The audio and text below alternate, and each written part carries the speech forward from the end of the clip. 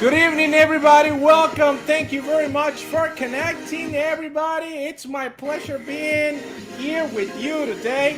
Thank you, YouTube. Thank you, TikTok. Thank you, Facebook. How are you guys doing today? Let me know in the comments down below where you guys are watching from.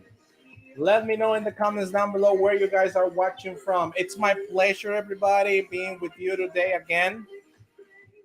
Because guess what? Today we just started, right? Today we just started with our next course preparation for the call center industry, and today we had our first class. In today's class, we talked about the importance of how you get yourself ready for the next job interview at a call center.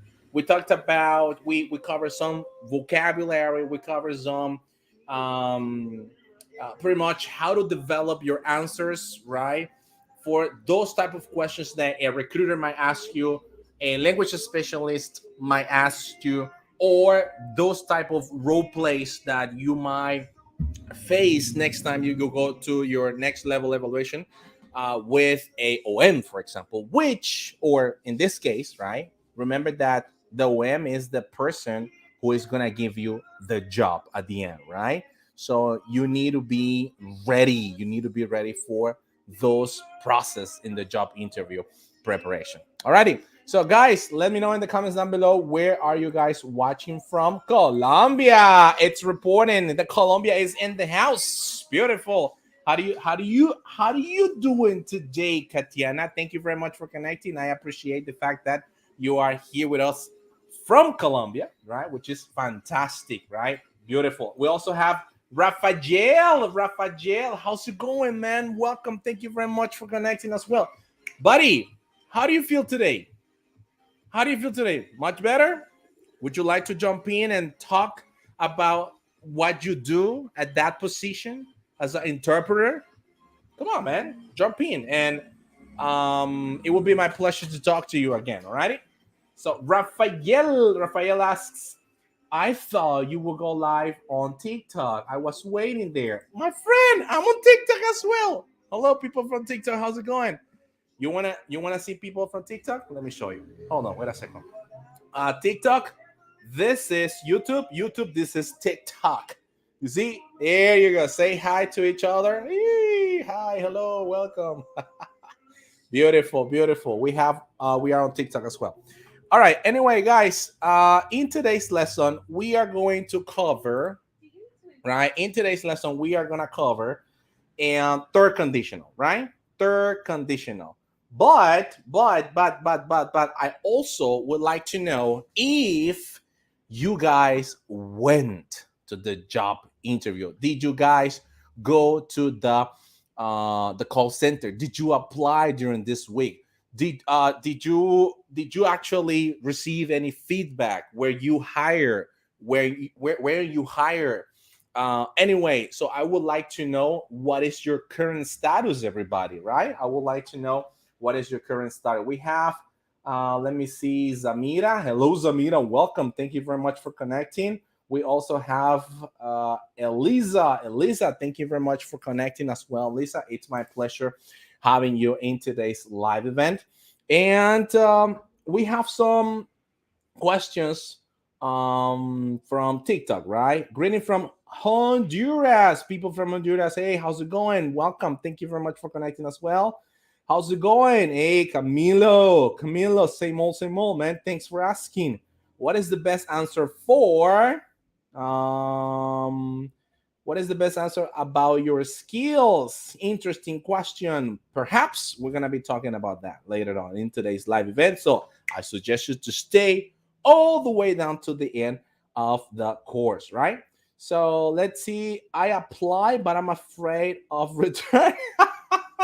All right, that was really cool. I apply, right? I apply, but I'm afraid of returning. Why? What happened, Kelly? Did they say yes? If that was the case, congratulations, right? Beautiful, beautiful. So let's see. Who else do we have here in the house? Lisa, right? Rafael and Katiana, right? Thank you very much for connecting, everybody. All right, so let's see. let's see. What do we have for today's lesson? One more time. We are going to cover third conditional. And we are going to talk about when we use third conditional in the call center industry. And we are going to, hold on, wait a second. Let me double check right here. Okay. So my bad, everybody. I thought it was running. Anyway. So we are going to cover the common mistakes, right? Common mistakes that we non-native English speakers make when we are using third conditional. Besides that, as usual, as every Saturday, we are going to take our third conditional test. All right, and how we're going to cover as well how the third conditional is applied in the call center industry. And if we have time, everybody, because being honest with you, we just started really late today. If we have time, we are going to have some people, at the end of today's lesson who would like to participate in our questions, right, for today's evaluation. So I still have Rafael. Rafael, if you are there, please jump in. YouTube, I encourage you. There are a lot of people, they will like to know a little bit more the call center industry, precisely if we're talking about becoming an interpreter, right? Nowadays there are a lot of positions where you can when you work, you can work as an interpreter. And the good thing about that is that you can choose, right, your schedule, which is really good, I think, at the end, right? Which is really, really good. So they are offering a lot of flexibility, which is fantastic. All right, so let's go ahead and jump right in, everybody. We have let me see. Henry Roa Carrion. What about other ones? First, second, zero conditional as well. We have covered already the second conditional. I'm going to be leaving a card here once it has been recorded for those one who are just watching this video again. And for the first conditional, we haven't covered first conditional just yet, or zero conditional, but perhaps we're going to cover that in our next live event. But thank you very much for asking, Henry Roa Carrion. Okay, so common mistakes. Let's go ahead and see the following sentence, right? Pay attention to the following sentence. TikTok, give me one moment. I'm about to flip my camera so you can actually watch what is going on YouTube as well, right? Remember, TikTok, if you would like to jump in, if you would like to participate in today's event, the only thing you need to do is to go to YouTube. Alrighty. So let's see over here. Let me just go ahead and flip my camera. Thank you very much for those hearts. Please share this live event. It's highly appreciated when you do that, guys. Okay. So let me just come here and voila. I think you can actually watch it from there, right? Let me zoom in a little bit. There you go. I think you can watch it there. Okay, let's see. Alrighty, I think it's gonna be better. I think you can watch it right there. Okay, so we have the first sentence of the evening, everybody, which is this one right here. And the sentence says the following. If you would have remembered your list, you would have known, right, what to buy at the store. One more time. If you would have remembered your list, you would have known what to buy at the store.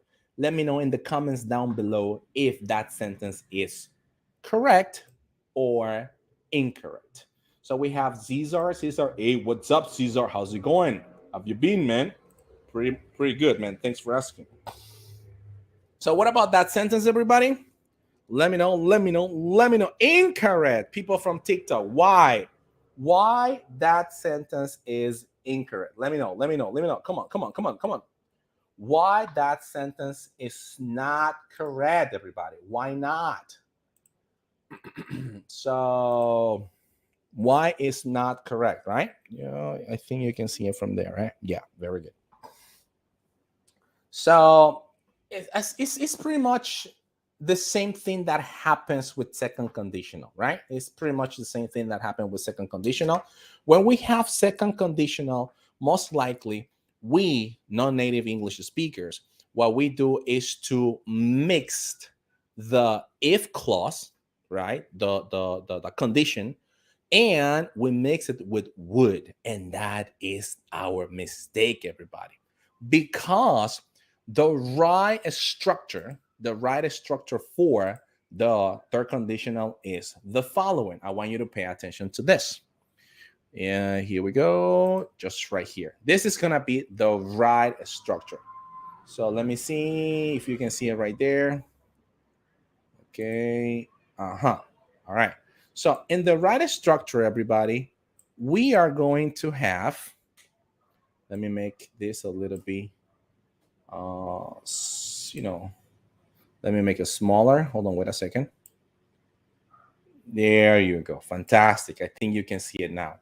So in the second conditional, in the third conditional, everybody, third conditional, right? We are going to use the two clauses.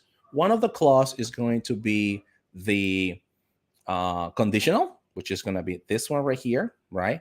And the second clause, we are going to use the modals, but in past. Alrighty, but in past.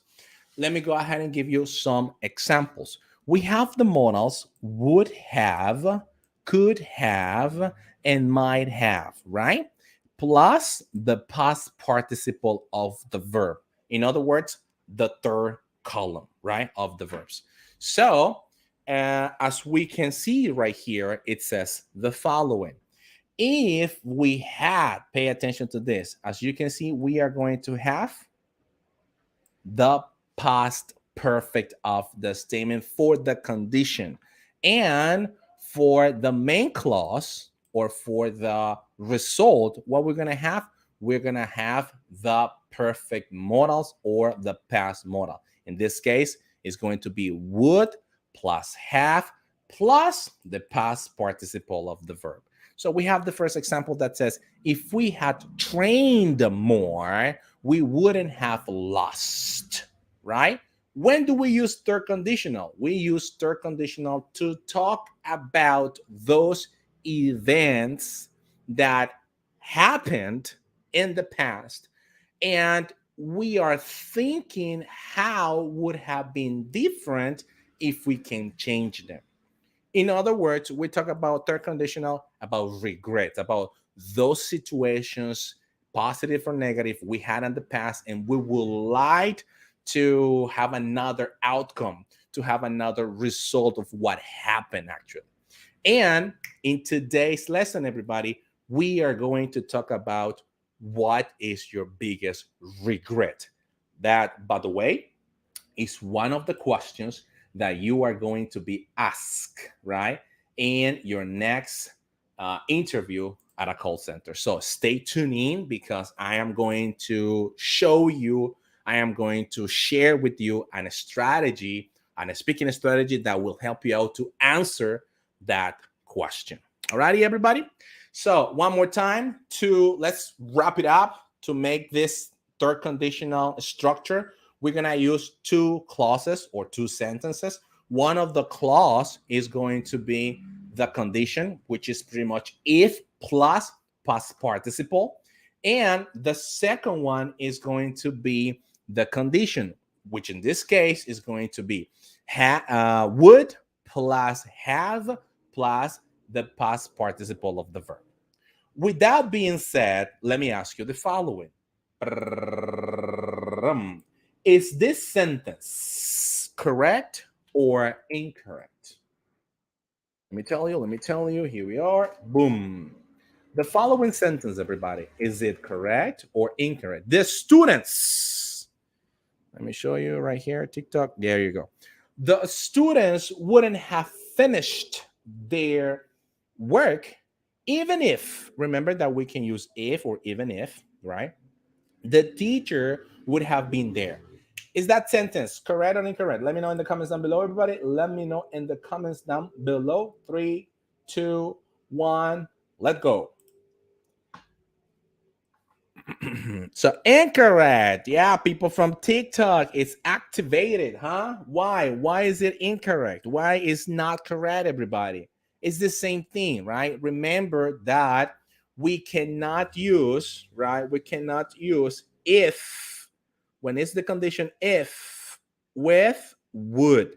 Never, never, never, never, never in your life. So next time you face this type of this type of exams, this type of quizzes about your grammar in the call center industry, you know what you need to do. All right, everybody? So let's go ahead and continue. Let's go ahead and continue, everybody. Let me know in the comments if you guys have any questions. 3, 2, 1, go.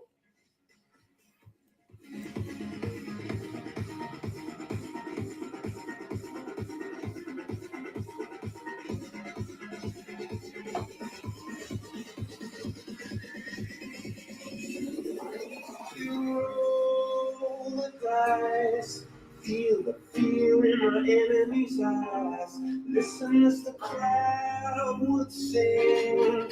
Now the old king is dead. I'm with the king. 1 minute all right, no questions, everybody.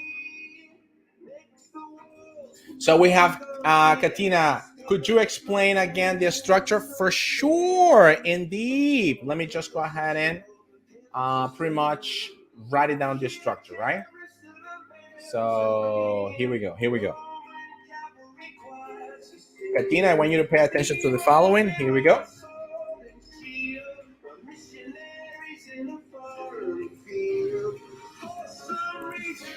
All right. So what is going to be the structure? The structure is going to be as follows, right? We have if, which is the condition, the conditional part of the statement. Remember, we have two sentences. One of them is going to be the condition, and it's going to start with if plus the subject, I, you, he, she, and so on. And then we're going to use past perfect, right? Had plus the verb in past participle. Had gone, for example, right? Had swum, for example. Had won, for example, right? Those are the examples. If past perfect plus would, right? Would or could or may or might plus have, as you can see it right here, and the verb in past participle, right? So in one of the examples that I have for you, for example, this one, if I go back to the example, you will see it right here.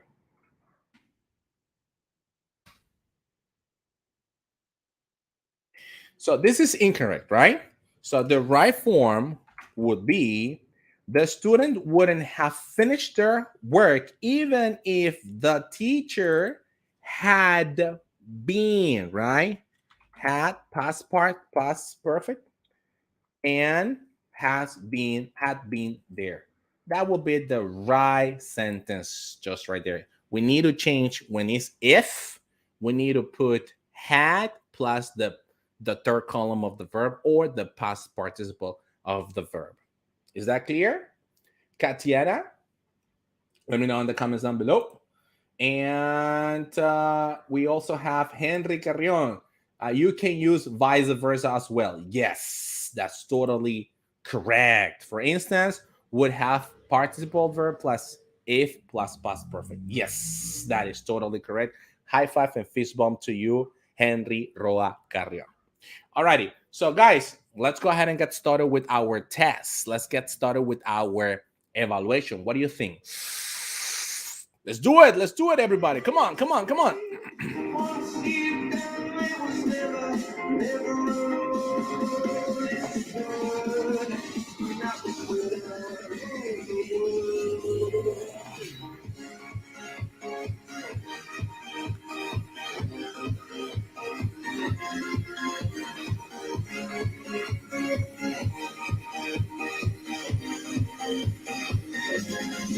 Okay, so let's get started with our test, everybody. Are you guys ready? Are you guys ready? TikTok, are you ready? TikTok, are you ready? YouTube, are you guys ready? Everybody, is everybody ready? Okay, so we have our first test right there, right? The first 10 questions, 10 exercise.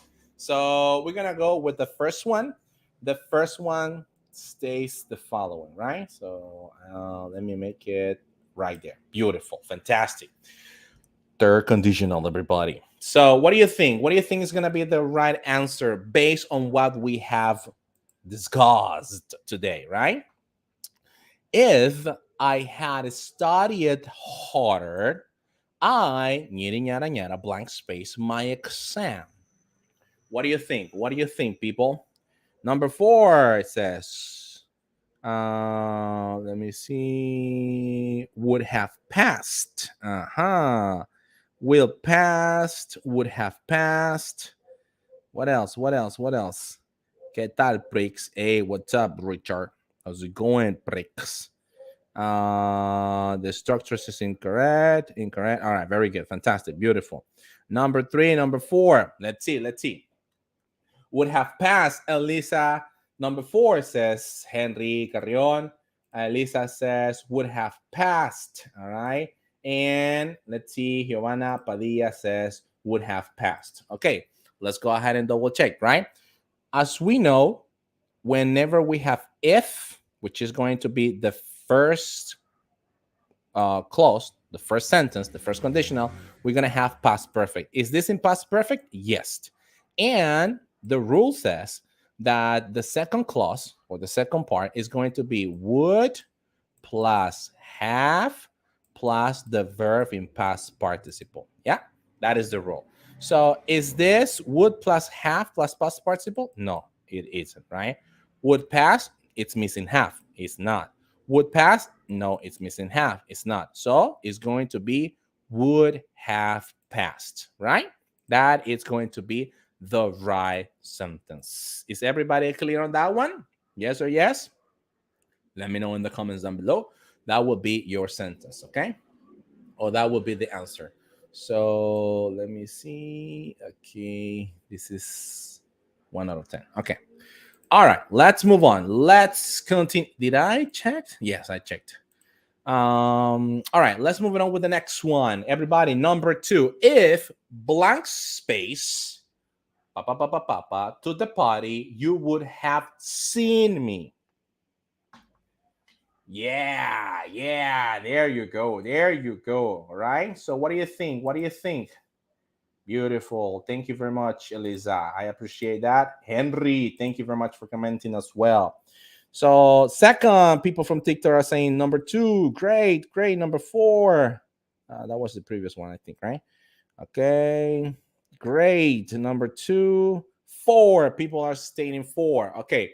So let's see. Guys, by the way, in the Versan test, the difference is that you are going to take this but listening. Remember that in the Versan test, there is a part that talks about how to organize the sentences. The more the grammar you actually know, the better will be for you to pass that part in the Versan test. Okay, if I'm not mistaken, that is going to be part D, right? Sentence structure, right? Where you need to organize the sentences. I need to double check. Anyway, I'm going to be leaving just right here a card, right? Right there, a card, in order for you to check the Versan test for those people who would like to work on those in those call centers that are requesting to take the Versan test. One of the example, Amazon, working from home, right? People from Colombia. We talked about that today. Anyway, so let's continue, right? We have if you remember that when we are talking about the third conditional in the if clause, we are going to have past perfect. And the past perfect structure is had plus the verb in past participle. Okay, so let's see. If you to the party, you would have seen me. All right. If this past participle, no, it's not, right? Is this past participle? Yes. Is this the verb in past participle? Yes. Is this will and go? Well, nothing, right? And when? It doesn't make any sense right there. So the right sentence is going to be number 2, everybody, right? Number 2. If you had gone to the party, you would have seen me at the party dancing, right? Dancing. There you go. Fantastic. So let's move it on, everybody. Did we check that one? Yes, we checked that one as well. All right. So let me know. Let me know. What do you think about the second one, everybody? I'm sorry, the third one, everybody, right? That is going to be the third one. Are you guys ready? Let me know in the comments down below. Let me know in the comments down below, everybody. Remember the structure. The if clause should be the past perfect. Past perfect is had plus the third the verb in past participle, and the second one should be would or could or may or might plus have plus the verb in past participle. So what do you think? What do you think, everybody? People from TikTok are stating number 4. Is it number 4? We will check that out. Number 4. Okay. Alrighty. Number 4. Number 4 for sure. All right. Let's see what happens. Elisa Hernandez, Henry Carrion. They are saying number 4 as well. 4-1 and 4. Kevin. All right. Thank you very much. Then we have Elias would not have been. Would not have had. Okay. So let's see. Once again, we are going to talk about the second part of the sentence, which in this case is gonna be the condition, the result of the condition. So we know that it's gonna be would plus have, right? Plus the verb in past participle. Okay. However, this is in negative, right? So most likely between would and have, we're gonna put not. Yes or yes? Of course, right? So it's going to be something like this. Let me double check. Will not have, not, right? Because it's starting with will, it's not possible. Would not had problems. What do you think, everybody? What is missing? We're missing have, so it's not possible. And this one, we're missing the verb in past participle. But this sentence is, complete, right? Would not have and the verb in past participle. So the last one is going to be would not had. Fantastic problems. There you go, everybody. You are doing such a great job, people from TikTok, people from YouTube. Hey, Juanca, what's up, parcero? How's it going? Is everything all right in Colombia, my friend? Juanca is from Colombia. Juanca, last Saturday, we have the opportunity to talk a little bit about his experience and the call center industry by applying to those call centers. I hopefully expect, Juanca, that our conversation last Saturday, you had the opportunity to continue on working on what you need for you to get hired in the call center industry. Alrighty, my friend Juanca, thank you very much. High five and fist bump to you for tuning in. All right, so let's move it on with our next question, right? Our next question says, all right, I blank space milk at the store last night. What do you think, everybody? What do you think, everybody? What is your name on YouTube? YouTube is Nesting ACC. Nesting ACC. All right. You just typed it down on the Google search and it will lead you there. All righty. So what do you think about this one, everybody? What do you think is going to be the right answer? Let me know in the comments down below. Number four. Let's say. This is the second part, right? This is the second part. So Juanca, definitely blow. I really appreciate that conversation. My pleasure, Juanca. My pleasure. We have Henry Roa. Henry Roa states, should have bought. Okay, let's go ahead and Let's move it on with the third one. The third one, is it the third one, everybody? What is the rule? We have should, would, or any other modal, right? We have talked about this, plus have, plus the verb in past participle. Beautiful. That is going to be the proper answer, right? I should have bought milk at the store last night if I had had the money. For example, right? For example, remember that sometimes the conditional, the part of the conditional, if, it could be optional, right? Remember that part. All right, so let's move it on. Let's move on, everybody. Next one, next sentence, number 5. What do you think? What do you think? Number 5. If he, the opportunity, he could have gone. Let me know in the comments. Let me know in the comments down below. If he, the opportunity, he could have gone. Number 1. Is he number 1? Is he number 1? 1, 1, 1, 1. Okay, number 1, number 1, number 1, number 1, number 1, 1, 1. So I'm gonna just go ahead and pick number 1. Why? Because I trust you, right? Let's see what happens. This is number 5, right? Number 1. If he had had the opportunity, he could have gone. I think as well is number 1, but we will see, right?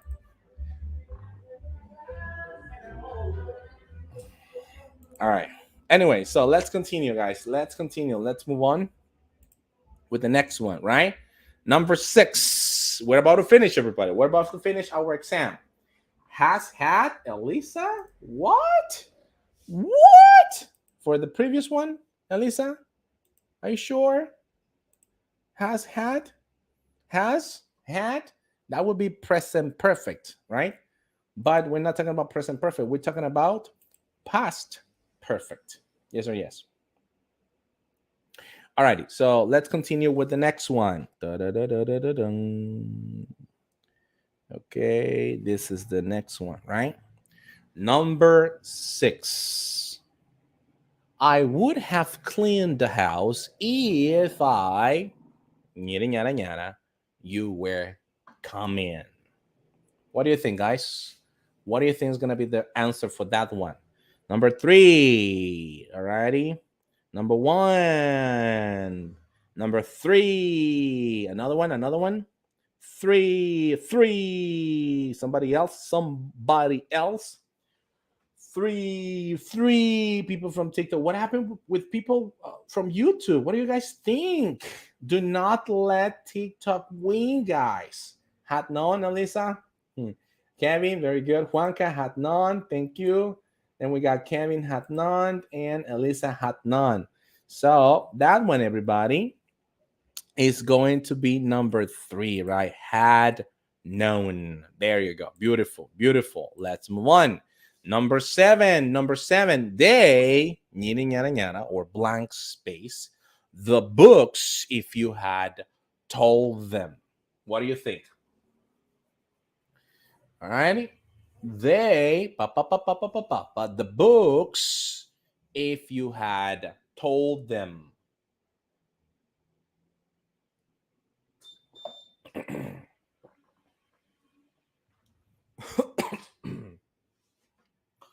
Okay. It says 4 people from TikTok, huh?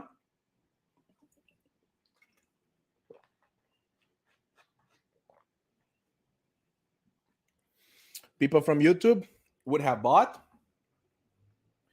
Would have bought. All right, it would have bought. Thank you. Kevin, thank you. Juanca, thank you. Would have bought. Okay, so number 4, right? So it would have bought, right? Would have. It's not bought though. It's brought. I'm sorry, my bad. Can't see any longer. All right, would have brought, right? If they would have brought the books if you had told them. Beautiful. So next one, number 8, question 8. If, right? French, if Brad, French class, he would have learned how to speak French. 3. You're saying 3. Who else? Who else? Who can give me more? Who can give me more? 3. So what the rule says? The rule says that for the if part, for the conditional, we are going to have had plus what else? The verb in past participle, right? And this structure, in other words, is past perfect. Okay, past perfect. Now, stay tuned in because in another live event, we are going to talk about the difference when you need to use past perfect, for example, and when you need to use simple past, or when you need to use present perfect, for example, and when you need to use simple present.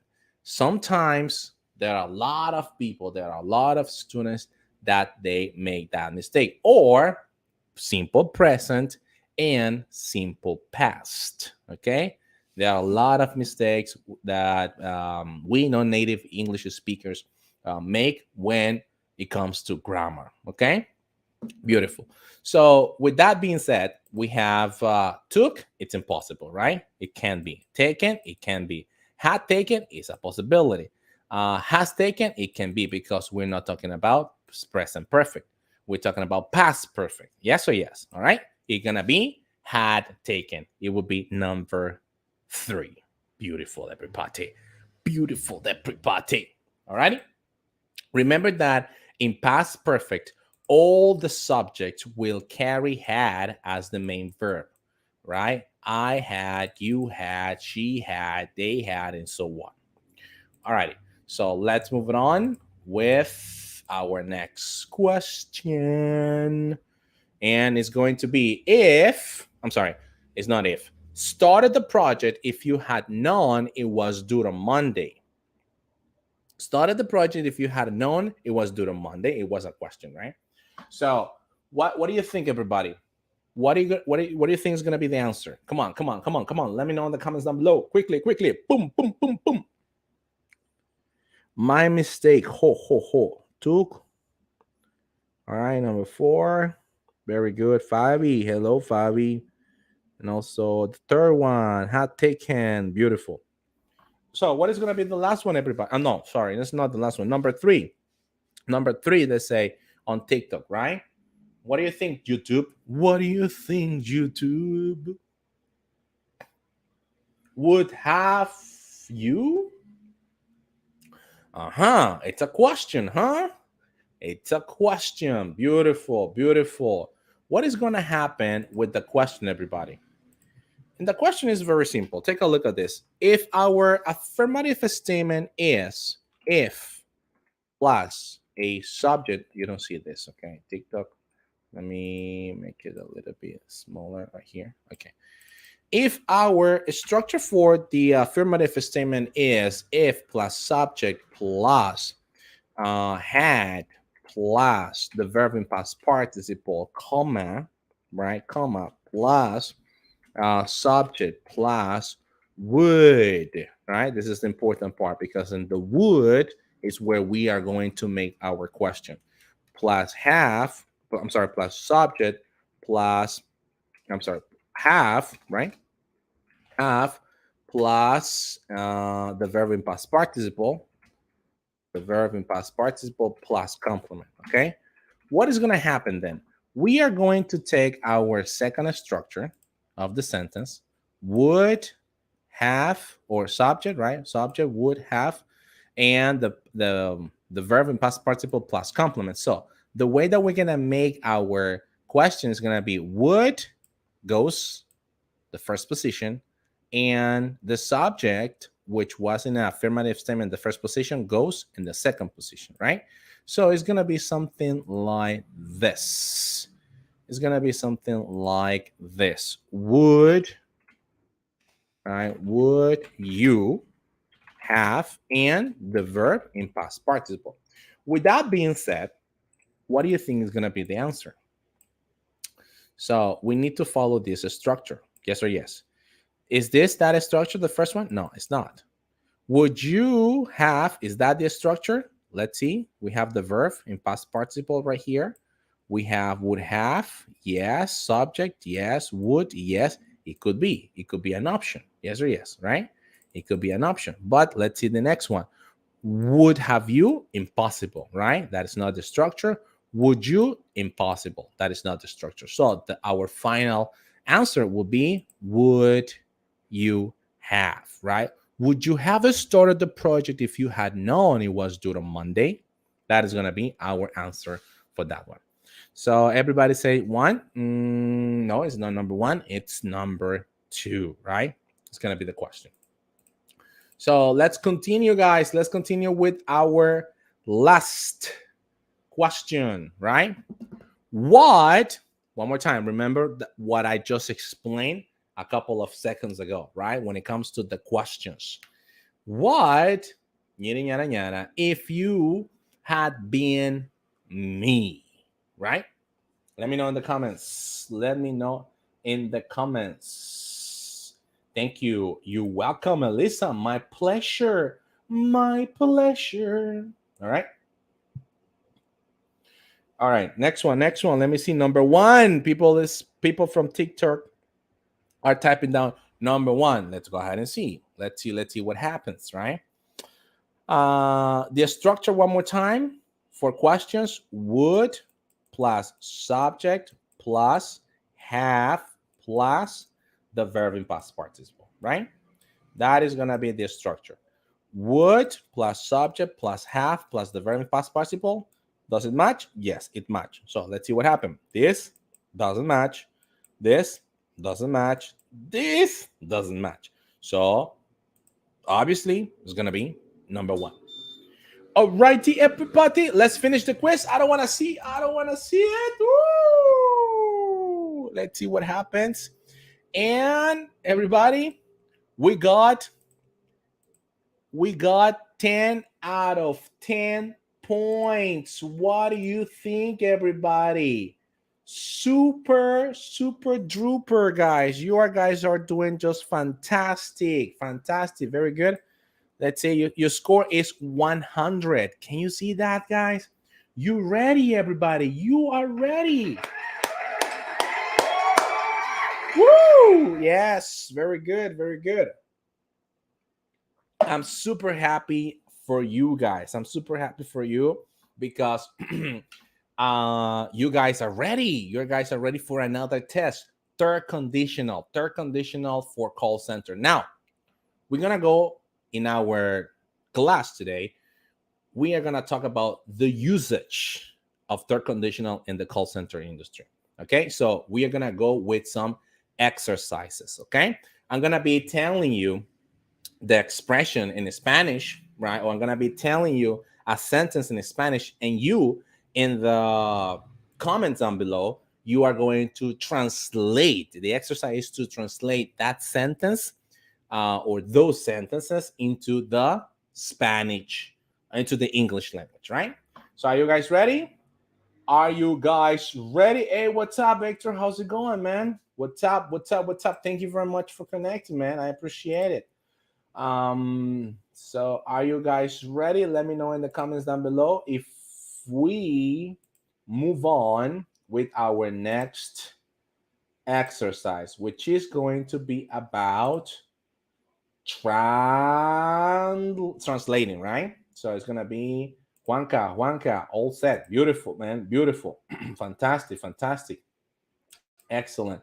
What about people from TikTok? Let me know in the comments, people from TikTok. By the way, just a friendly reminder, we still have some spots available for your next level preparation at a call center.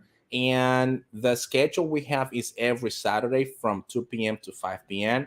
Remember that the spaces are very limited. And the only thing that if you would like to have that preparation for your next job interview at a call center, the only thing you need to do is to get in contact with us at 505-881-2523. And just right there, you see, You see what it says? Job interview preparation. We are going to work with the common questions, role plays, everybody, version test, and much more. For more information about it, we still have some available spaces. You can jump in 505-881-25123, which is the number. You have information over here as well.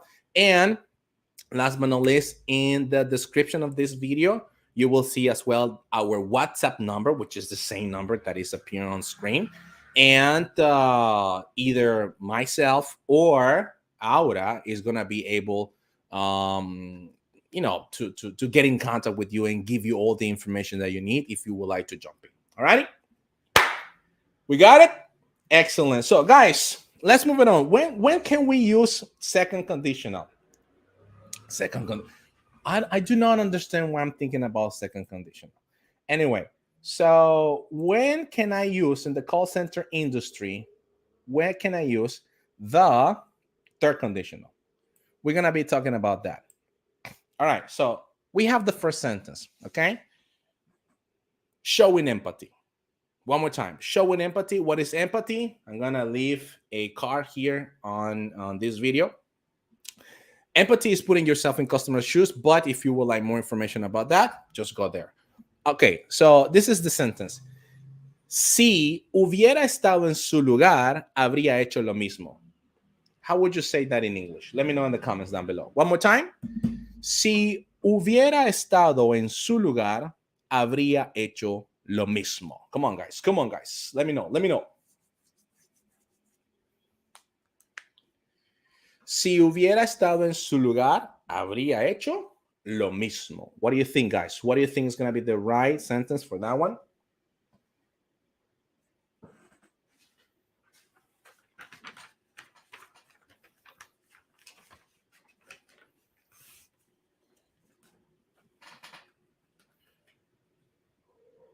Okay, so we have people from TikTok saying, ponerse en los zapatos del cliente, tercer condicional. If I had been in your position, I would have done the same. Beautiful statements. These are excellent. If I had been in your position, I would have done the same. Beautiful statement from TikTok. That was from TikTok. We also have Juanca. Juanca says, if I had been in his place, I would have done the same. Remember, Juanca, that you are talking to the customer, right? You are in the process of getting in contact with the customer. You are listening to what he has to tell you about his or her problem. So you're talking to the customer directly. So in other words, you said, if I had been in his place, that is like reporting, right? Reporting speech, like a telling to somebody else. What would you have done in that case? But for this one, my boy, if I had been in your place, right? Or in your position or in your situation, right? I would have done the same. Beautiful. So let's move it on. Alejandro. Alejandro states, if I had been in your place, I would have had the same. Be careful with that one, my boy. I would have had the same. I would have done the same. Okay. Henry, if I were she had done the same. That is second conditional, Henry. Be careful with that. I suggest you to review second conditional. We're talking about third conditional. Then we have Alejandro. If I had been in his place, I would have done the same. High five for you, my boy. And fist bump as well. Beautiful, man. Excellent. So we got Juanca. Juanca states, I got it. Beautiful, my boy. Yeah. High five and fist bump as well to you. And we have Alejandro. Let's see, Alejandro Palacio. Yes, my bad. No worries, my friend. Nobody's my friend. Everybody made mistakes. I made mistakes. Everybody does it, okay? So let's continue. Let's continue with the next one. Pay attention, guys. In the customer service, right? Let's imagine the following. You are talking to the customer and the customer did not receive the product. And you, as a customer service representative, will say the following statement. Si hubiese estado en casa, habría recibido el producto. How would you say that in English? Let me know in the comments down below. Si hubiese estado en casa, habría recibido el producto. Let me know in the comments down below. Come on, come on, come on, come on, come on. Come on, come on. Turn your radio on Saturday and won't be long. Come on, guys.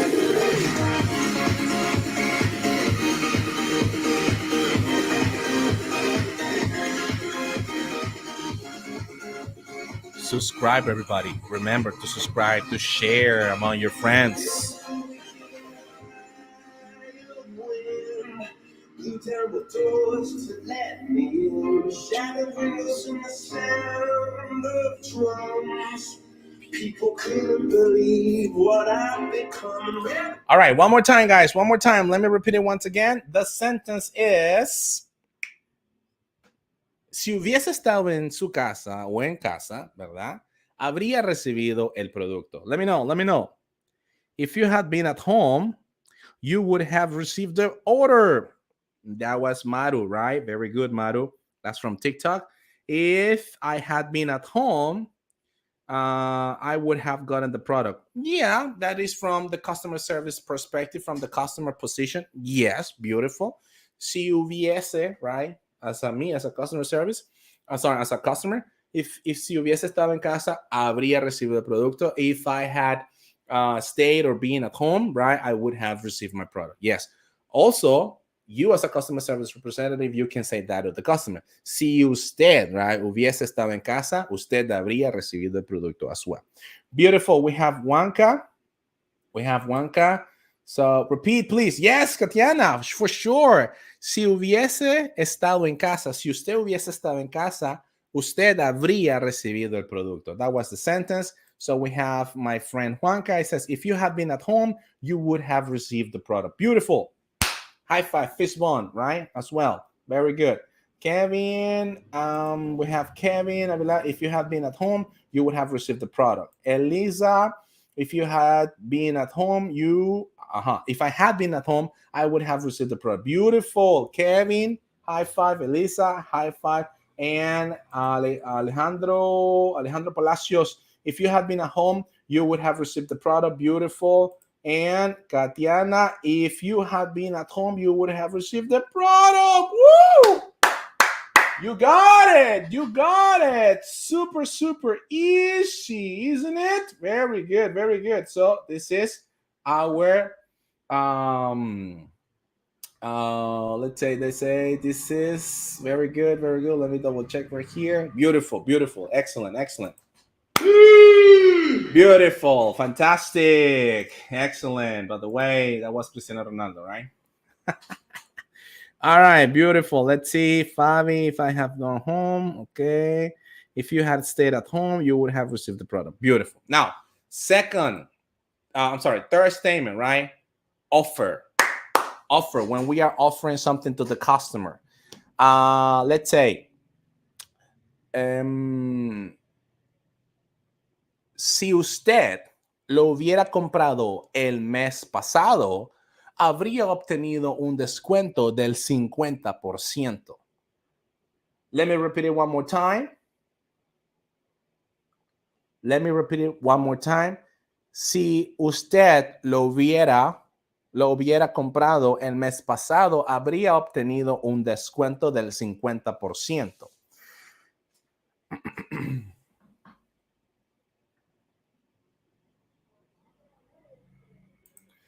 It's not a rocket science when you practice here, my friend. That's why you need to come here. That's why you need to jump in. That's why you need to participate. Hey, dude, believe me, if you have the chance of participating in our private events, right now it's like being blindfolded, right? But once you go to our events, to our private events, it's gonna be like you see everything with clarity. Or you can ask Katiana. Katiana, you can tell everybody exactly how were you before today's lesson and how you were after our lesson. And Katiana can tell you. All right, Katiana is already enrolled in our course. And today was our first day. All right. Anyway, so my friend Juanca, still, I have some available spaces if you would like to jump in. let us know, right? Let us know. The number will be just in a couple of seconds. 3, 2, 1. 1.5. There you go. That will be the number. All right, beautiful, fantastic. All right, then we got also Alejandro. If you had bought it last month, you would have gotten a 50% discount. What do you think? What do you think? If you had stayed, let's see. If you have bought it, Maru, bought it, right? Si lo hubieras comprado. What are you talking about? Bought it, sobre eso. Last month, you would have received a 50% discount. Beautiful, fantastic, Alejandro Palacios. And also we have Elisa Hernandez. If you have bought it last month, you would have received 50% off, right? Beautiful, excellent, fantastic, fantastic. Woohoo. All right, very good. So what did I do here? All right, let me just delete this part. I don't need this. Hold on, wait a second, TikTok. Okay. All right, fantastic. So if you had been at home, all right, if you had bought it last month, you would have received a 50% discount. Beautiful, excellent. We also have Kevin. Kevin, very good, Kevin, fantastic. If you had bought it last month, you would have definitely, obtained, beautiful, I like that one, a 50% discount. Beautiful, fantastic. All right, now I'm going to talk about the job interview. In the job interview, there is a question, or there are more than one, but there is a question that is crucial, and I'm going to be sharing with you, which is a speaking strategy number 8 from Nest and ACC. But I'm going to share that one before the following exercise, right? The exercise is, si hubiera leído el manual, habría sabido que terceras personas no pueden abrir, right? No pueden abrir. So let me just go ahead and do it one more time. Si hubiera leído el manual, right? Habría sabido que terceras personas no pueden abrirlo. All right? One more time. Si hubiera leído el manual, habría sabido que terceras personas no pueden abrirlo. Let me know in the comments what do you think is going to be the answer. The answer. So it's already 1. Okay, very good. Great, great, great. Let me know, guys. Come on, let's do it. For my head on a silver blade, just a puppet on a lonely string. Oh, who would ever want to be king? I hear Jerusalem bells are ringing, Roman cavalry choirs are singing. Be my mirror, my sword and shield, my missionaries in a foreign field. For some reason I can't explain, I know St. Peter will call my name. Never alone this world, but that was when I ruled the world.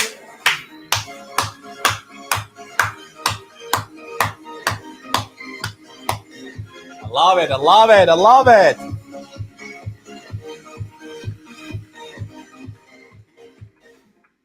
Alrighty, so enough. No more concepts, okay?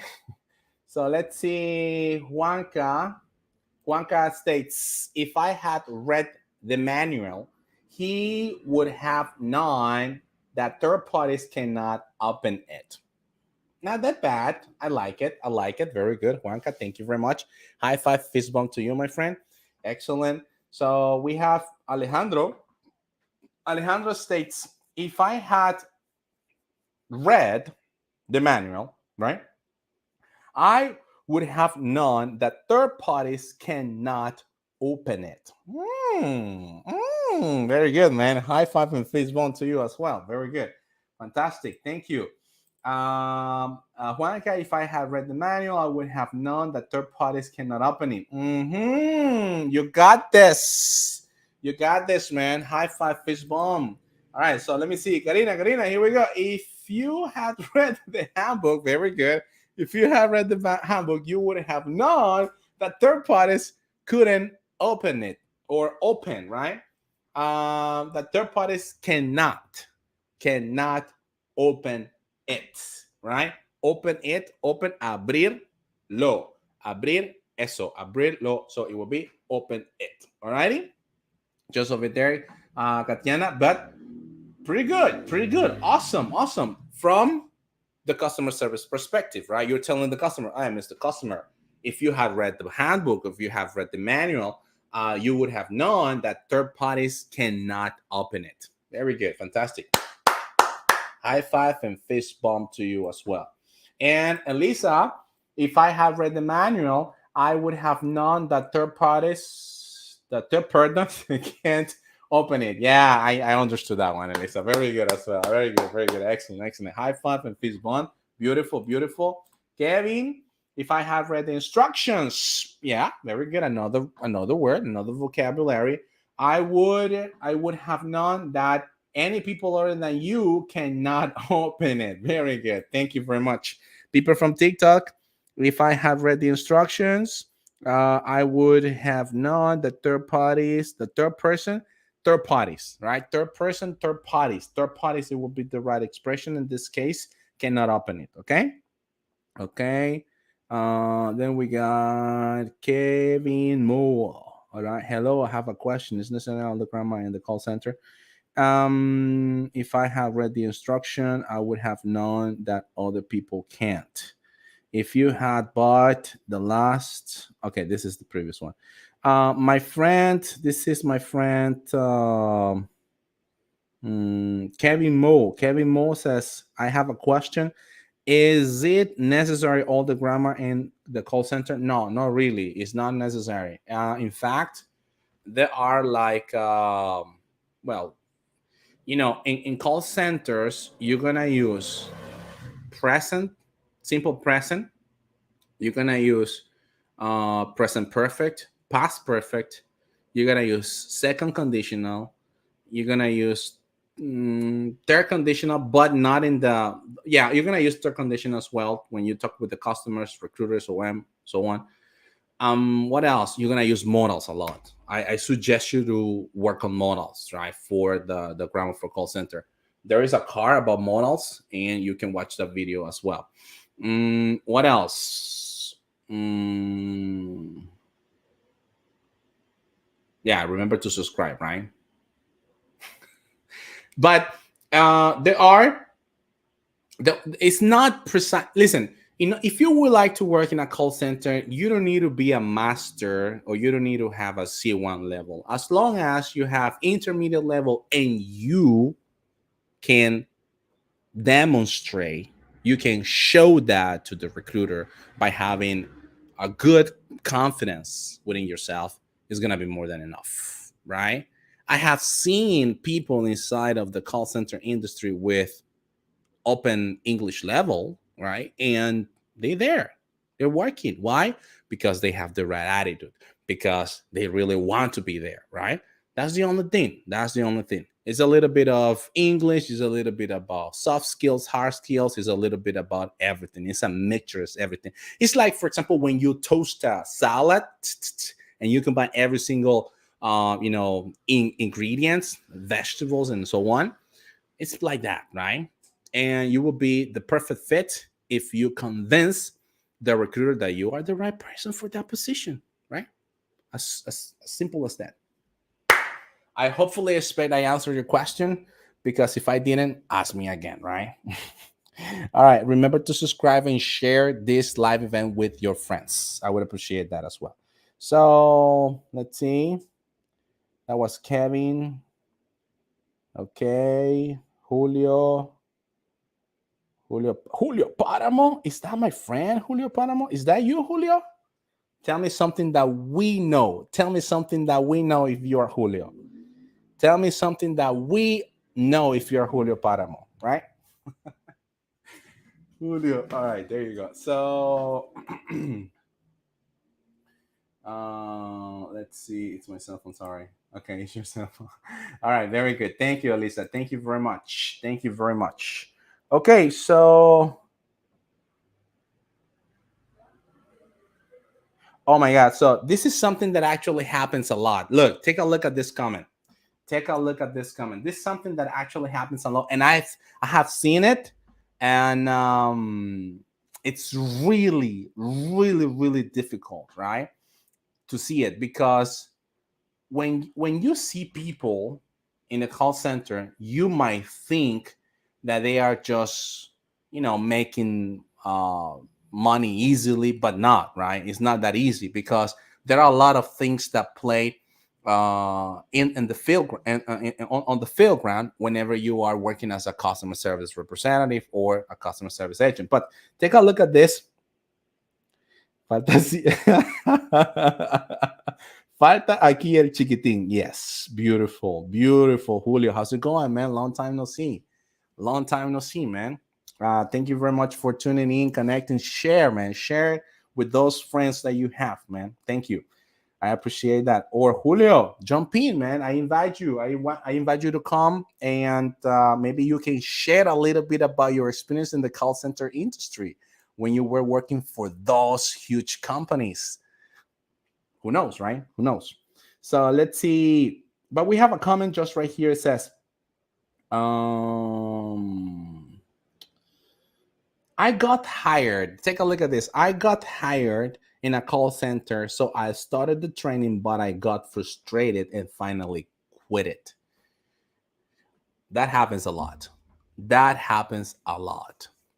And from my point of view, the reason why that happens is because you guys sometimes you get yourself ready for the job interview at a call center, that you feel confidence, that you feel like you can handle it, but the moment of the truth come when you need to read, when you need to listen to the customer, when you need to analyze the situation that the customer faces, right?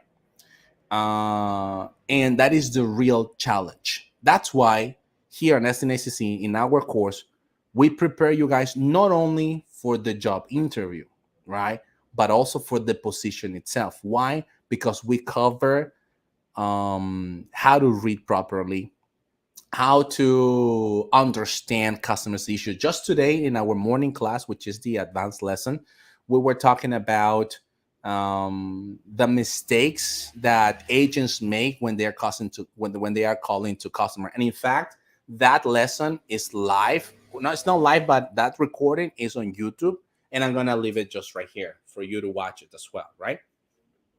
And in the call, we noticed a pattern, and the pattern was that the customer service representative, most of the time, they do not understand what the customer is asking. They don't have any idea what the customer is requesting. And that's the reason why sometimes customers, they are fed up, they are leave it, right, because of the poor customer service experience they have been through on the phones when they are speaking with a person that they don't understand their situation, right? And I have seen it. I have seen it. People with great English speaking skills, people with great computer skill crying right after a call. Why? Because they were not able to explain in simple terms, in plain English, what the situation was, how they can improve their or how they can fix their items whenever they are talking. And it happens. So whenever that happened, if you are facing that, if you are right now in nesting, remember that nesting is the part in call centers where you're about to take calls. You get tired, you go to training, you go to nesting, right? And after nesting, you go to production. So if you're in that part, in the nesting part, if nesting part is next week, for example, try to listen as much as possible. That's why it's super duper important that in your training, when you are with your trainer, at that moment, you ask whatever question that comes to your mind. Why? Because the more you ask, the better will be for you to answer those type of questions. You can ask Julio Paramo. Julio, what was my name in the training? What if? Do you remember that part? Anyway, so if you're about to start nesting at a call center, I suggest you to start reviewing what are the most common issues, what are the most common steps, and another quick hint or tip, it's that when you cannot understand what the customer is saying, try to pick the words, try to pick those sentences that you may connect, or you can have any type of connection with the training you received and what the customer is telling you. And if you do that practice, because you have been in the training, you have been reviewing your notes or the training, and then at the moment that you listen to the customer, your brain will start to associate what you have been through in that training. And if you don't understand something, be honest, Mr. Customer, could you repeat it one more time? But do not say something like repeat, right? You need to be a little bit warmer when talking to customer. Mr. Customer, you mentioned this, am I correct? And the customer will tell you, no, I didn't say that, I said this. So you will have your area of improvement over there, but that's okay. That's part of the process. Remember that nesting is 2 weeks, and then you want to hit production, where in production you will have a learning curve of 3 months. Okay, just for you to know. Beautiful. So I wish you all the best, Maru 27. I hopefully expect that you gonna be able for your next job interview, right, at a call center. And once you pass, you need to be mentally prepared what to do. And what you're gonna do, learn as much as possible from the product, and then to put in practice what you have learned. Alrighty, high five and fist bump to you. Beautiful. So let's move it on. Yeah, now I'm working on my confidence and then apply. Beautiful. Okay.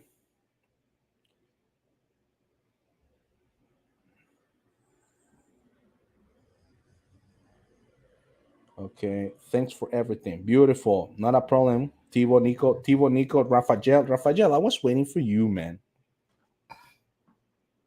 All right. So guys, beautiful people from TikTok, beautiful people from YouTube, beautiful people from Facebook. I just want to say thank you, right? Thank you very much for today's opportunity. It has been amazing to share with you some time. All right. ¿Qué días transmites? Las noches de sábado, right? We're having our English grammar review, right? But if you would like to jump into our next level to our next job interview preparation for your call center, right there, you will see our number 505-881-25123. Give us a call, or not give us a call. I need you to send me a message, right? And we're gonna be replying you back. Okay. Thank you very much, everybody, for connecting. It has been so wonderful today, and I hope to see you next time. Alrighty, everybody. Take care, guys. Bye-bye, guys. Take care. Feel the fear in my enemy's eyes. Listen as the crowd would sing. Now the old king is dead, long live the king. 1 minute I held the key. Next the walls were closed on me, and I discovered that my castle spent. Aha! I'm not leaving just yet. There's one thing, guys, that I'm still missing today, right? Which is the question. I promise you during the video that I'm gonna be sharing with you and speaking a strategy in order for you to answer one of the third conditional question. in the call center industry for your next job interview at a call center. The question that you're going to be asked for when you need to use the third conditional is going to be, what is your biggest regret? Okay, so right now, let me know in the comments, how would you answer, what is your biggest regret? One more time, what is your biggest regret? I want to see your comments in the chat box, and let's see what happens. All right, so let's see. Thank you. Good night. Lisa, very good. Thank you. All right, so I'm gonna be sharing with you what is your biggest regret, how to answer that question, and let me know in the comments though first, how would you answer that question, right?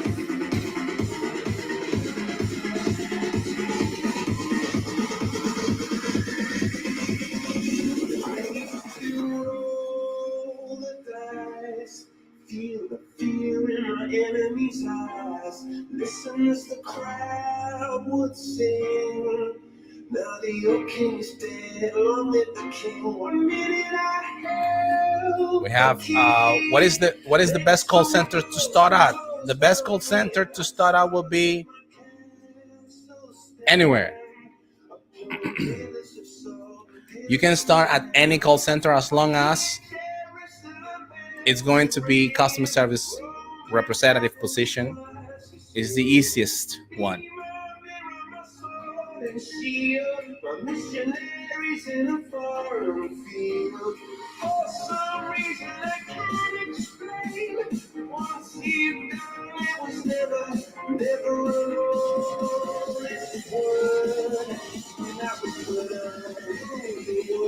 Woo!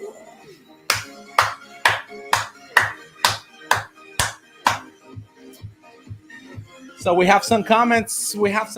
Remember, what is the question? The question is, what is your biggest regret? And people from TikTok states, haven't finished my career. Juancho, totally understand. And there's always, right? There's always changes. There's always a room, right? It might be difficult nowadays, but there are hundreds of opportunities out there, right? But I got you not to finish a career, right? It's really tough. It's not that easy. That is one of your biggest regrets. Okay, very good. We have somebody else that says, haven't given my best in my last call center job. Yes, guys, sometimes what happens in the call center industry is that whenever we put our mind, that is gonna be our that is gonna be our self-talk, or that is gonna be our motto, right, to actually take good decisions in life. So call centers, everybody, they can give you really good opportunities, right? Really good opportunities if you know how to take them well. All right. But if you are just there for the money, you're going to be complaining most of the time. And you're going to be one of those people saying to the other one, let's quit, let's leave, let's ask for our liquidation and we don't come back. Right. But if you get closer to the right people, they're going to tell you things like, you can do this. You can have better job opportunities. You can have the opportunity to become a coach, a manager, a language specialist, a trainer, a marketing, a recruiter, right? There are a lot of positions there. Remember that call center is a company. It has 4 pillars, which are the admin, right? The human resources part, the production part. It has also the finance department, the marketing department, the sales department, and so on, right? But there are a lot of opportunities. So I totally understand you, my boy, but you know what? Nowadays, perhaps your situation have changed, but you need to look for those type of positions like Amazon, where you can work from home and start from scratch. There's another opportunity for you out there where if you already have some job experience in the call center industry, it will be easier for you to apply for those positions, right? Um, so another regrets. I would have studied English last year. Uh-huh. I would be careful with that. I would had knew I would have known, right? Be careful with that one. So, and there is another mistake that we non-native English speakers make when we are using third conditional. You're saying, if I would, remember that would and if never together. Alrighty, that was Fabi, right? Never together, Fabi. My biggest regret is having learned English. Is haven't right learned English before. What is the name of the music?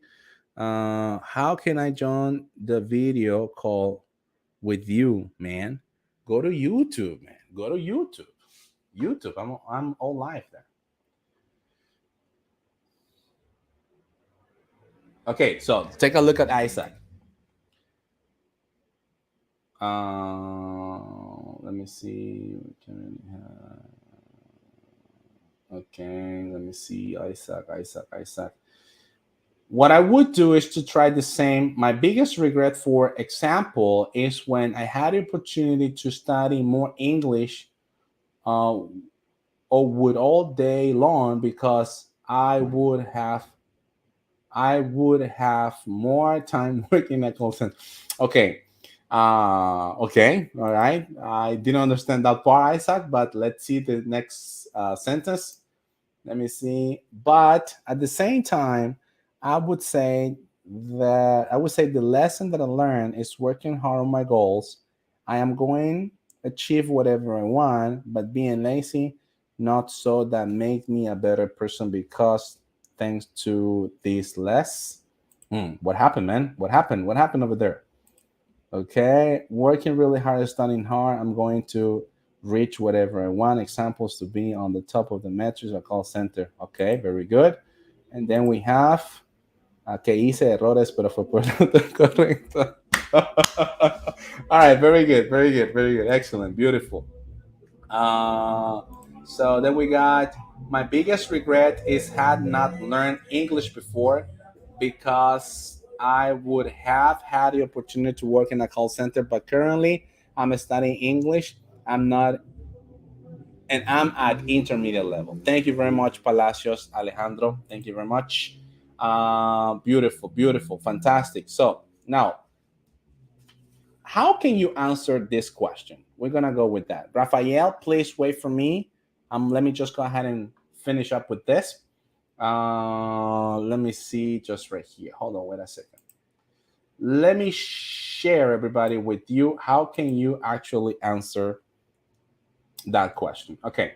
What is your biggest regret? That is the question today. That is the question today. What is your biggest regret? Number one thing, everybody, we need to start by answering the question, right? We need to answer the question all the time. That is the strategy that I wanted to show you today. You need to answer the strategy all the time, right? So let me see, just right here. Okay. Okay. So what is the strategy? The strategy is answer the question, right? And there are some couple of linkers that you can use for answering the question. Let me just make this. This is going to be our 3 pillars for you to answer that type of question. We're going to answer the question. And the way that you can answer is the following, right? It could be the following. Take a look at this one. You can say this, right? My biggest regret has been, right? You need to use present perfect. You started something in the past, but continues in the present because it's your regret. My biggest regret has been not to continue with, right? Not to continue with, not to continue working, not to continue studying, not to continue developing, right? And so and so and so and so on. That would be the first one, right? Answering the question. What is your biggest regret? My biggest regret is not to continue with something. Now, after that, you need to tell your story. What is your story? You need to talk about how, or you need to talk about in simple past about how that happened to you. You need to set up the settings. You need to talk about the people involved, the place, and the time, if it's possible, to talk about it, right? To continue with your answer on how to answer what is your biggest regret. And last but not least, guys, you need to use third conditional, all right? You need to use third conditional in order for you to show the recruiter, in order for you to show the language specialist that you have the right level of English, or the right English level for you to perform this type of job. It could be sales, it could be technical support, it could be customer service, it could be retentions, it could be collections, it could be whatever position, right? That is the main purpose of this question. The main purpose of this question is obviously to understand if you are self-aware of your own mistakes, number one. Number two, how you went into that, how you dealt with that, and last but not least, what would you have done differently, right? This is when we use the third conditional. Alrighty. So now I'm gonna give you my example, right? My example is the following. My answer is gonna be this. I think you can see it. My answer, right? Let's move it on with my answer. Right? You can actually use this one as well, everybody, right? But you need to obviously work with your own words and work with your own scenario, right? So you can start saying like, what is your biggest regret? My biggest regret has been not to continue working as a stockbroker, right? That is one of the activities that I used to do before working in the call center industry, or at the same time, right? It was something that I developed during the call center, and also um, it's something that I actually called my attention a lot, right?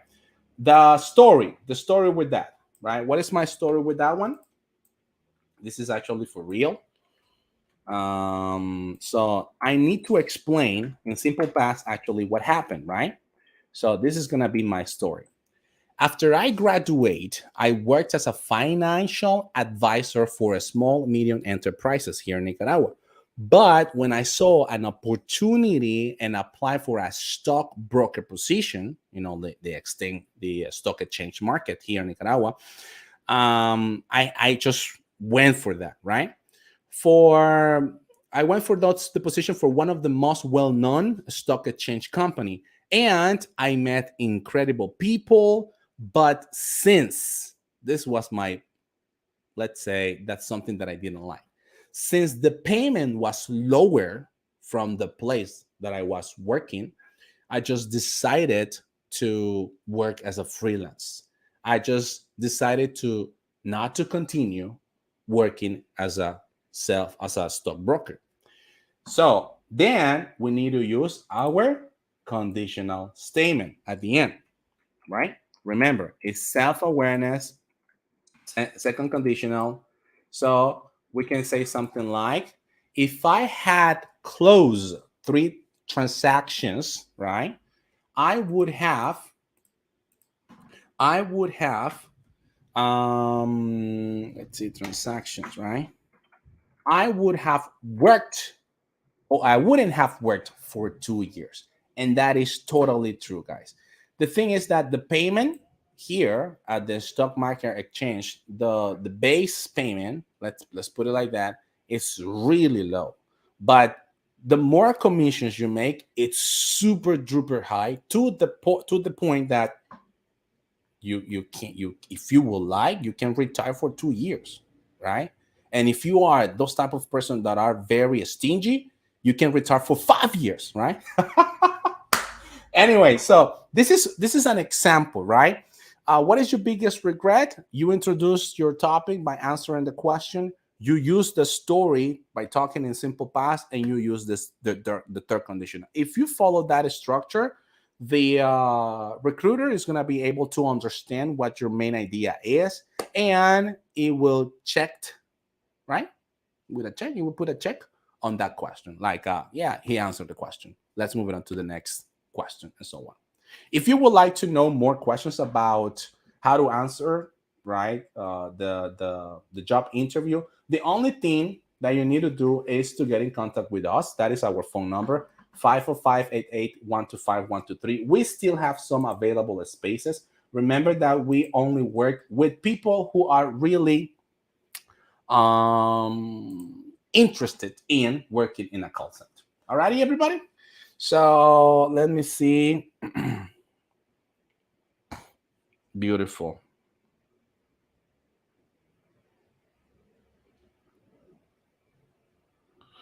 Alrighty.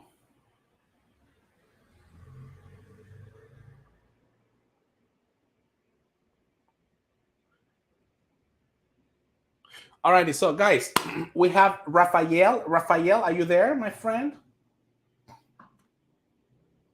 It says, oh, Néstor, acabo de salir de shift. Estoy a tope. Oh, come on, man. Come on, man. It's not that difficult, man. It's not that difficult. All right, so we have Alejandro Palacios. My biggest regret is had not learned English before because working on, but currently I'm studying English. I'm intermediate level. Okay, but my friend Alejandro, you can't say this in a call center, right? Try to think about that regret that do not state that you are learning English and you are at intermediate level, because guess what? They're not going to give you the job opportunity if you say things like that. Because the number one thing the recruiter is going to think is like, okay, this man, the only thing he wants is to come to practice English. And a call center is not the right place for you to practice English. That's why you have different type of academies. You have Nesting ACC for you to practice and improve your English speaking skills. And but a call center is not the right place. Obviously, right? Obviously, you're gonna improve a lot once you're there. But if you say that to the recruiter, is a big no-no, and you're not gonna get the position. So we have Rafael. So let me invite Rafael, everybody. So Rafael.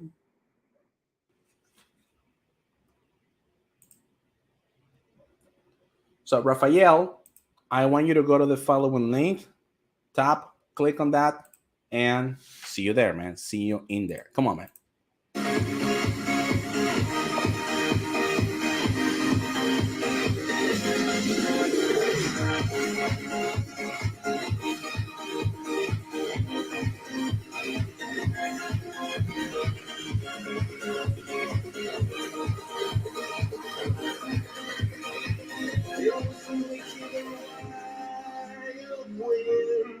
Blew down the doors to let me in. Shattered windows and the sound of drums. People couldn't believe what I've become. Revolutionaries wait for my head on a silver blade, just a puppet on a lonely string of who would ever wanna be king. I hear Jerusalem bells are ringing, Roman cavalry choirs are singing. Be my mirror, my sword and shield, my missionaries in a foreign field. For some reason I can't explain, I know St. Peter will call my name. Never an honest word, but that was when I ruled the world.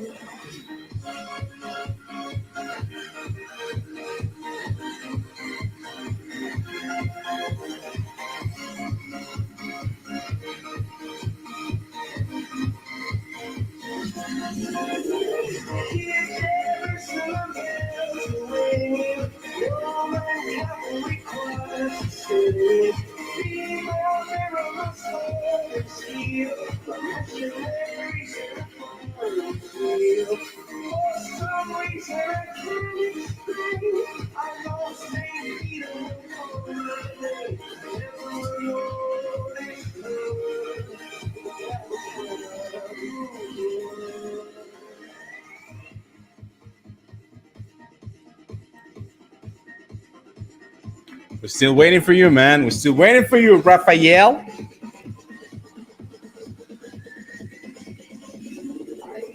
Roll the dice, feel the fear in my enemy's eyes. Listen as the crowd would sing. Hice el examen de CITEL y quedé 3 puntos de pasar. Ahora debo de aplicar nuevamente 3 meses.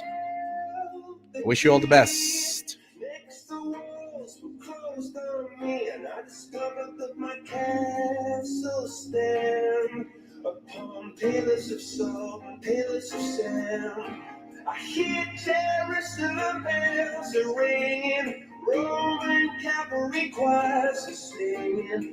Be my mirror, my sword and shield, my missionaries in a foreign field. For some reason I can't explain. Once you've gone, there was never an honest word. And I was What happened? What happened, Rafael?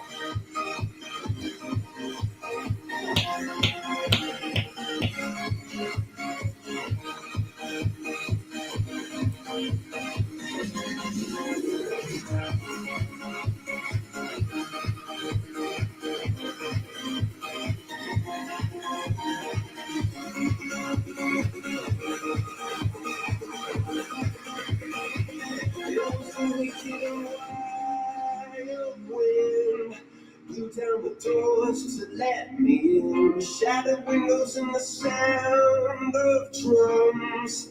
People couldn't believe what I've become. Revolutionaries wait for my head on a silver blade, just a puppet on a lonely string. Oh, who would ever want to be king? What happened? What happened? So if you have any questions, let me know in the comments down below as well. In the meantime, we're just waiting for Rafael.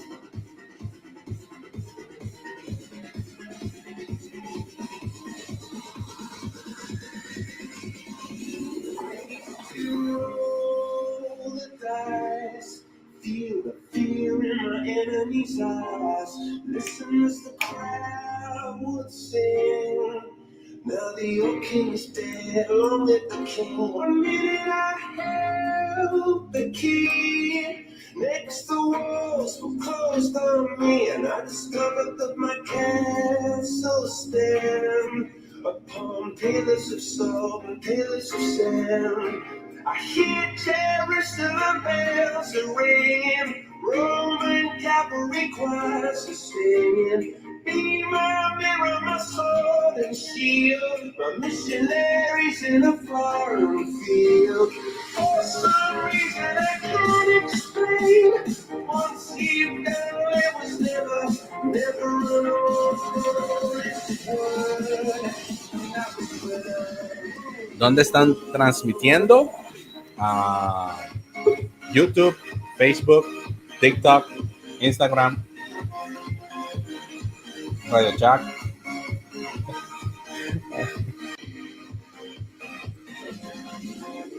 Rafael, how's it going, man? Welcome. Thank you very much for connecting. How are you doing, man? I can't hear you, my boy. I can't hear you. Hold on. Wait a second. There you are. There you are. Hey, what's up, Rafael? How's it going, man? Long time no see. Welcome. Thank you very much for connecting. And how are you doing today? My boy, I can't hear you, my boy. Come on, come on, come on. Technical support skills. Quickly, quickly. There you go. I can't. Come on, man. Raphael is a really good friend of mine.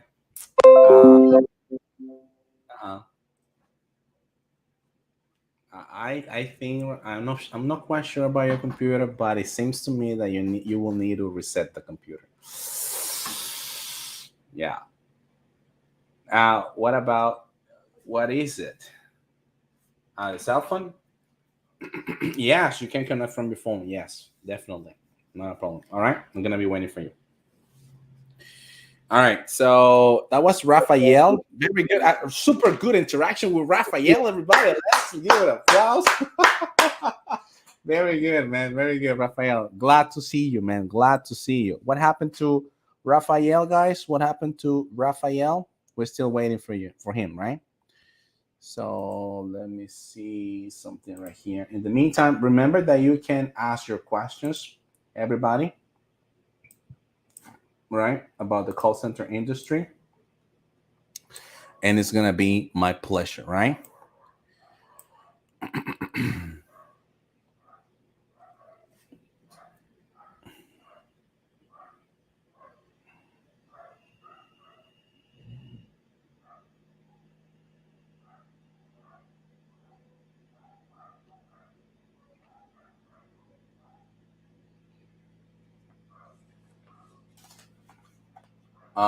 Yes, Isaac, you can jump in, man. You can jump in.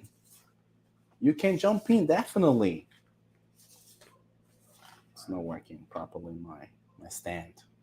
Yes, man, you can jump in. Everybody can jump in, guys. What do you need to do? Go to YouTube. That's the link. And we can talk. We're going to be doing something different today. All right. Who is in the house? Please turn your camera on. Is that Raphael? Raphael? The thing is that I cannot connect you if you don't have your microphone and camera properly set up. I'm an English teacher. Hey, English teacher. Very good for you, man.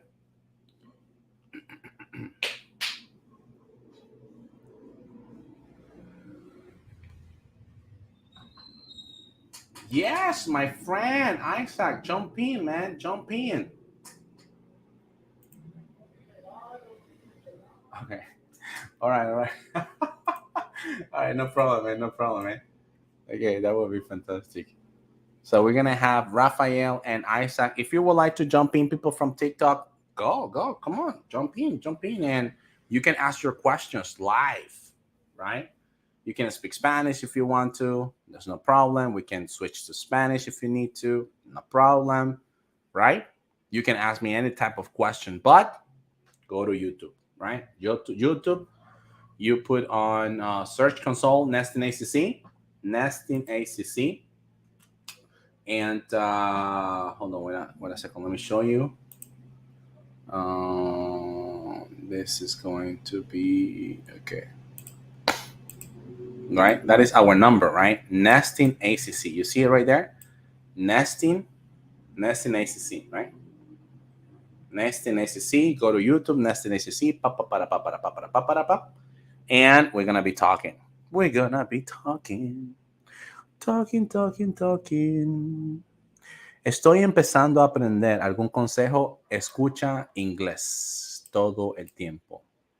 Escucha y repite, escucha y repite, escucha y repite, escucha y repite. Ese sería el consejo número 1 si estás desde cero. Alrighty? Escucha y repite. 10 minutitos diario que puedas hacerlo, escuchar y repetir, sería fantástico. Si estás empezando desde cero, escucha cuentos, ve a YouTube, right?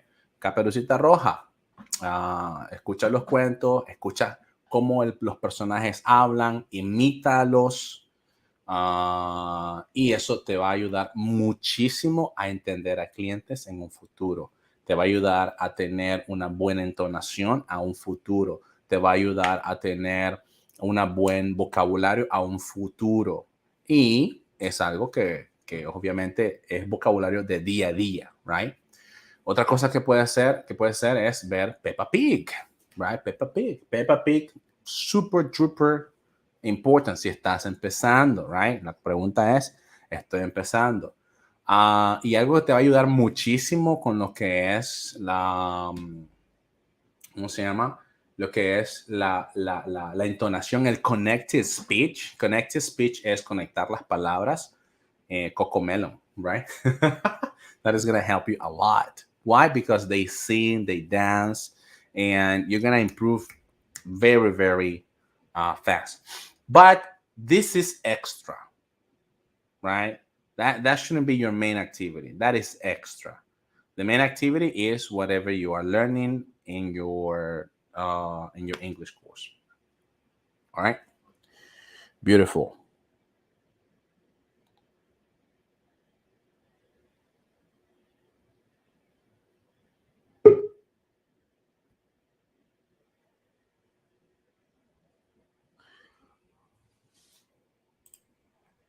What's up? What's up, Rafael? Can you hear me, man? Can you hear me? Yes, man. I hear you loud and clear. How's it going, man? Welcome. Thank you very much for connecting. How are you, man? You're welcome. Well, thank you for letting me in.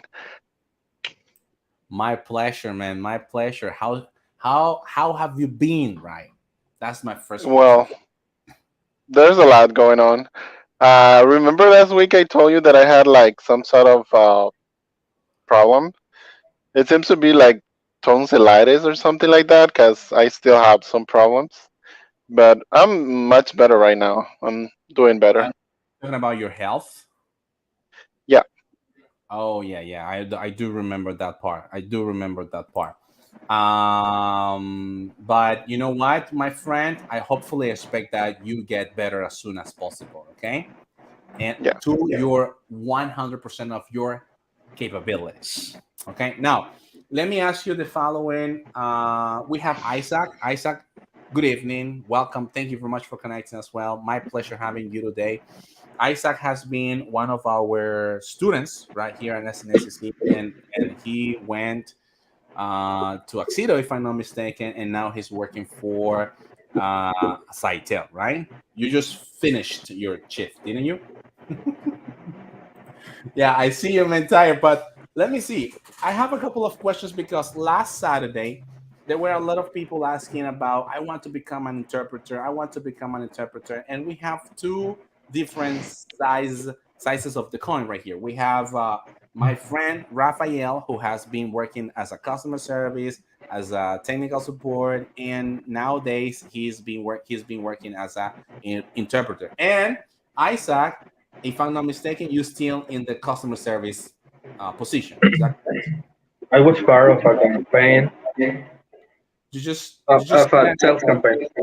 it's a tech campaign. Okay, very good. So, Rafael, what would be your recommendation for those applicants who would like to go and apply for a position? Well, first of all, I have been in like many different call centers.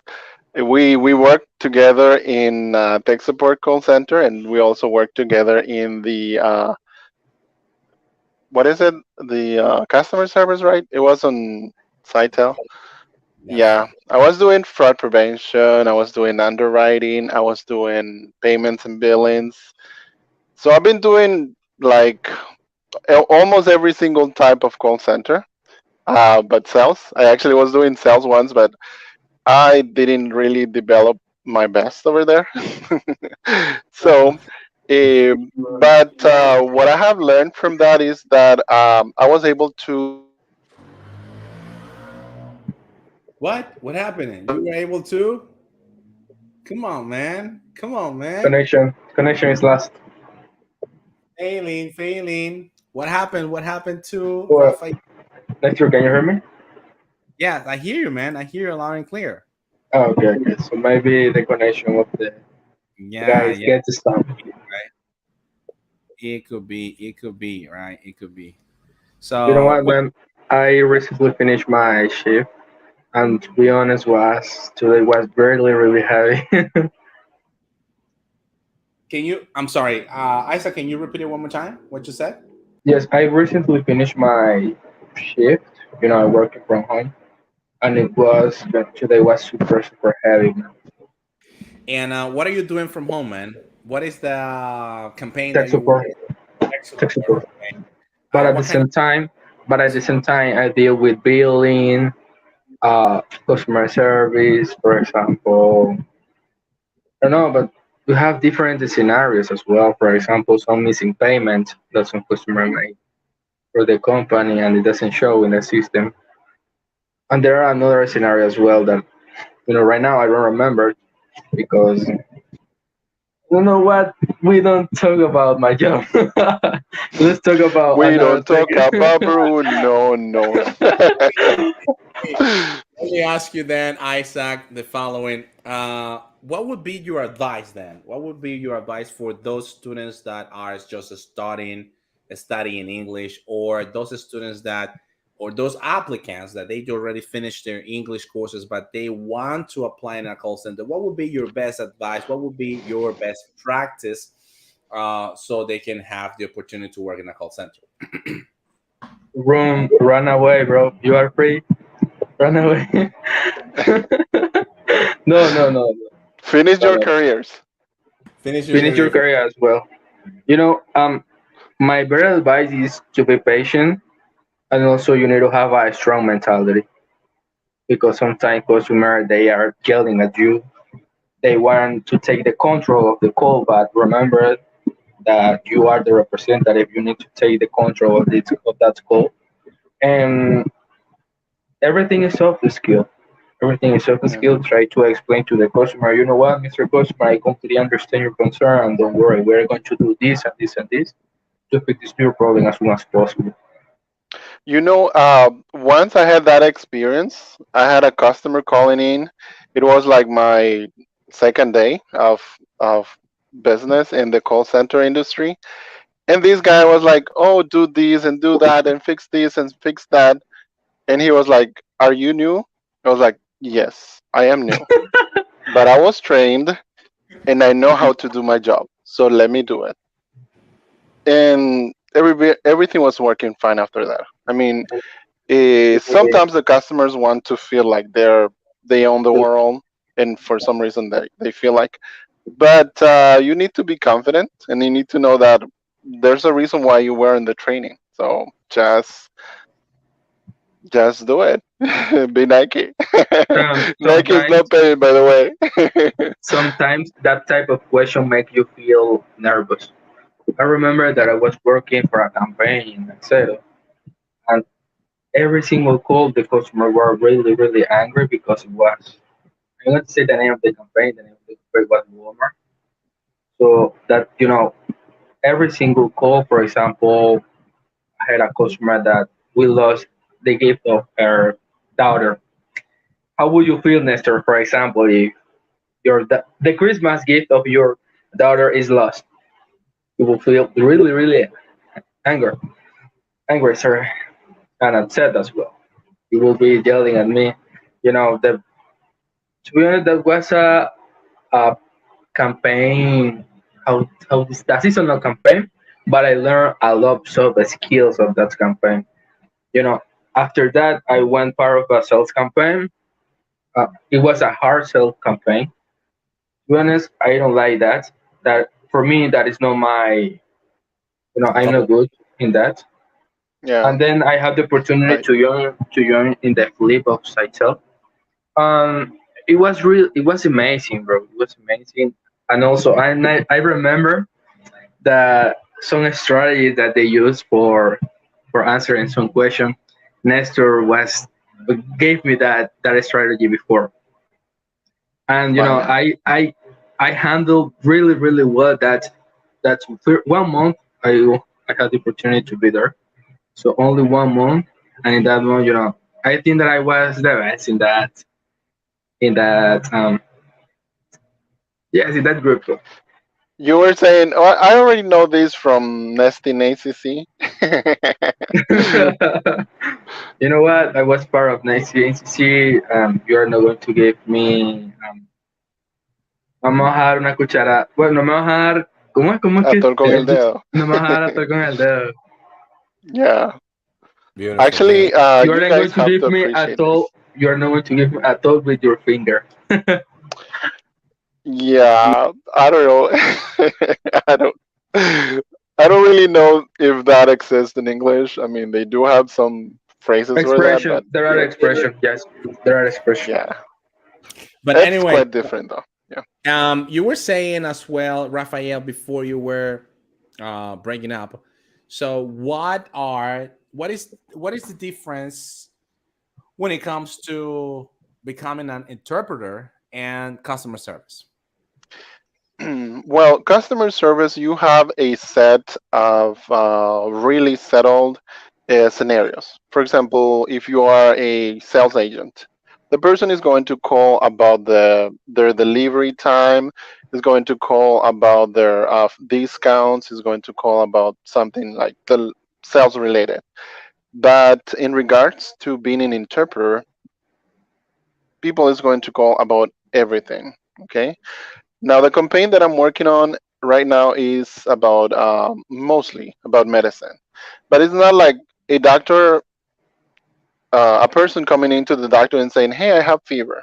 No, sometimes I have to talk to the doctor.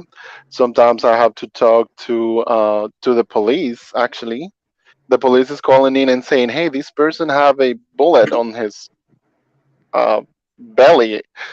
I need to know what are they saying." And sometimes you are like setting up the appointments.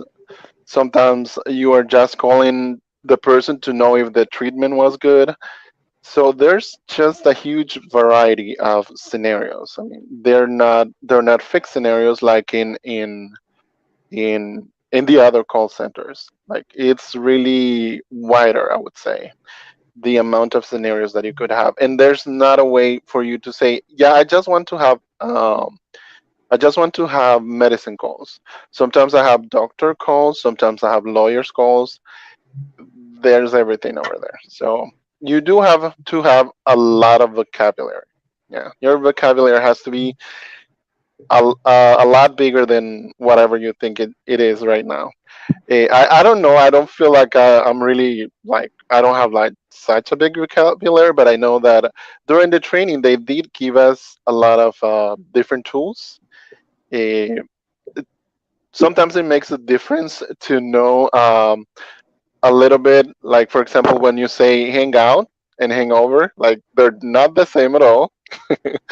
Or Yeah, for example, when you say I am constipated, for example, in Spanish, constipated sounds like another constipado, thing. Yeah, but it actually that's means another thing. something totally different. So you have to have a larger knowledge about the language. And for you personally, what is the field that you might not like? That you might not like a lot. It is medicine. Is it everything related to law, judgment, or what is the field you feel like? Oh no, this is the type of code that I don't want to deal with. Well, in regards to law stuff, I'm not. I'm actually kind of familiar with that because I did work with a lawyer company before. So I was an underwriter.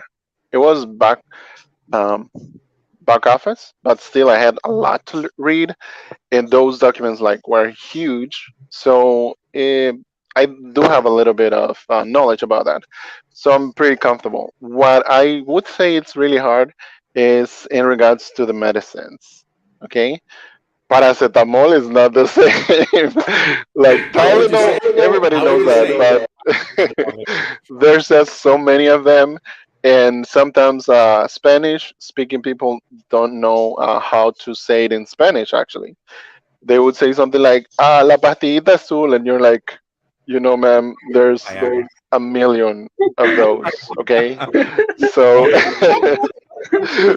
well, you laugh it out. No, Viagra. The Oh beer. my god. Are you supposed to say that in here? It's freedom of Anyway, we already said it. So yeah, I should have debí escoger otra frase, ¿no? Anyway, back to business. back to Yes, business. sometimes I don't even know the name in Spanish. You have to key spell a lot because in regards to the pills, sometimes I don't know the name, and you're like A as in apple, B as in boy, D as in David, uh, and so on. Okay, and you have to be thinking in both languages at the same time. For example, uh, Nestor say, "I am happy," and then David, are you David? No, Okay, he's so David dice yo soy feliz. I Isaac. have to Isaac. have both phrases in my head, okay, uh, at the same time. In the other call centers, you are either speaking English or Spanish. In here, you're doing both at the same time. So that takes a lot of And that is one of the questions a that lot I of you. had. That is one of the questions that I have for you since last Saturday. How can you Oh, develop? How can you develop thinking at the same time in two different languages? How can you develop thinking in Spanish? How can you develop thinking in English at the same time?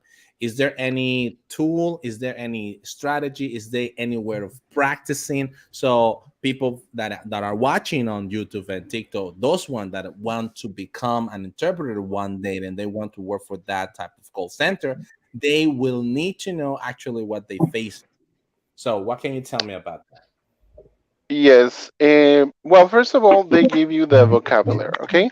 For example, they give you the name of the pills in Spanish and English, and maybe you didn't know them. That's one of the tools, your vocabulary. Then there are some other tools in regards to writing.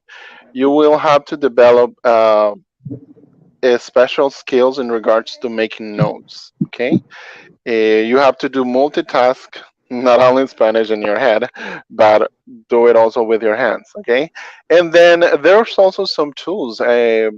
I know there's an app. It's Quizlet, I think it's the name. You can download it from the App Store. Yeah, I do have it in my phone.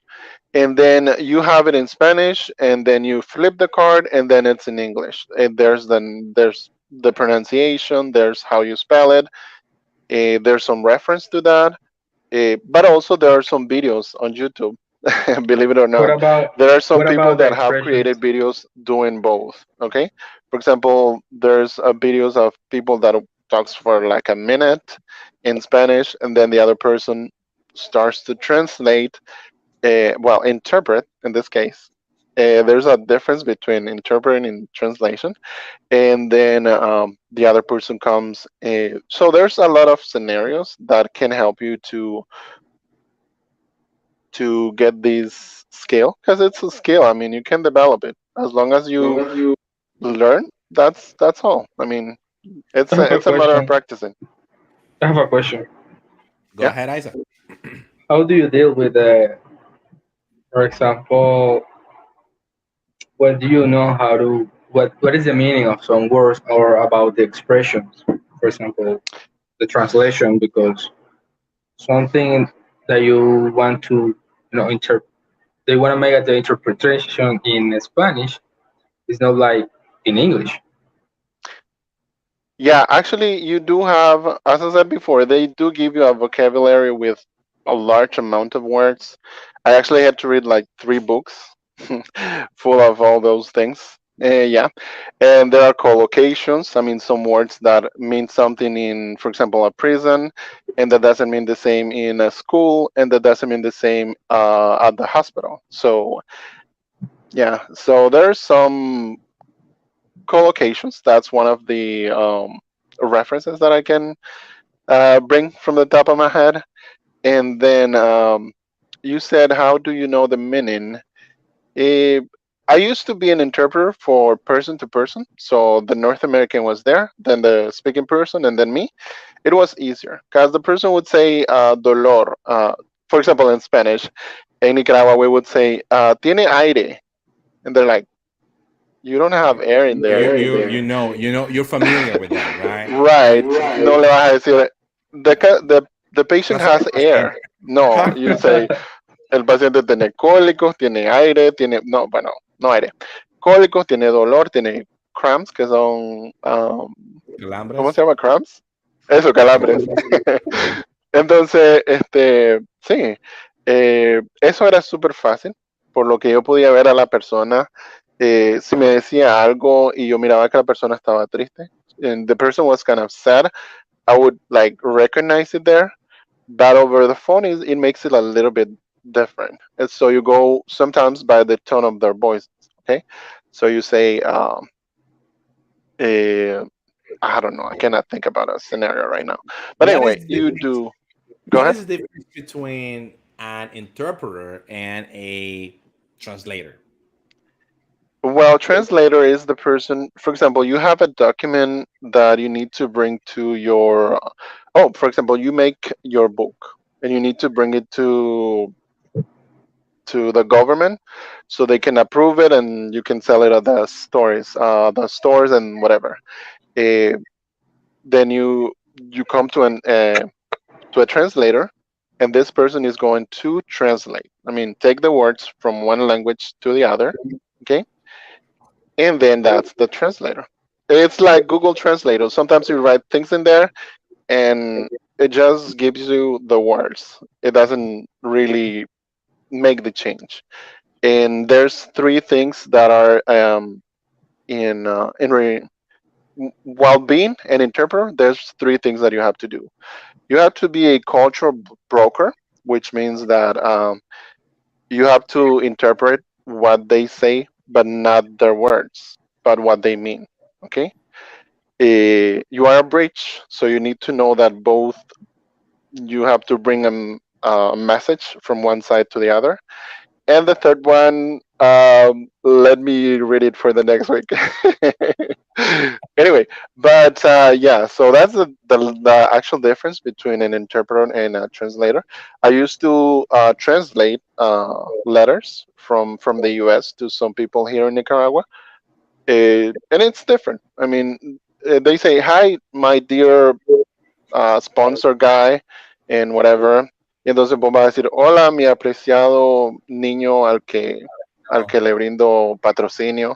Yeah. there you go. So yeah, that's basically the difference. I mean, I said Bro, a lot of words. bro, do you deal with do you deal with Medicare, Medicaid, Striker, all that? So like insurance. Well, I don't actually translate.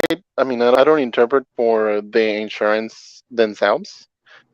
Sometimes Medicare, Medicaid, medical. I mean, all of them. They can call me and say, I am calling Striker, this I think lady as well. because yeah. Well, sometimes they do call and say, I have this patient. They need to know their. I mean, they need to enroll. So you are going to help me with that. So and then the person starts saying, "Hola, hello, I'm the social worker from Medicare or whatever, and your case is being still being reviewed or whatever." Y yo, hola, soy el trabajador social de Medicare. Su caso todavía está en proceso, está siendo verificado, and so on. So I do deal with them, but I don't work for them. I mean, I know that there's some How is cases gonna that you be work for them. how is gonna be your tone of voice when you are interpreting? I don't know. I mean, do you I don't need know. to I have mean, that just inflection as well? You need to transmit the message as the other person is as well stating. yeah. Actually, as a social worker, I mean, as a social worker, I mean, as a culture broker, which is one of my duties, is to transmit the message. For example, let's say, mire, que dígale a la señorita que estoy teniendo mucho dolor y que me duele mucho. You see, I am having a lot of pain. It's hurting a lot.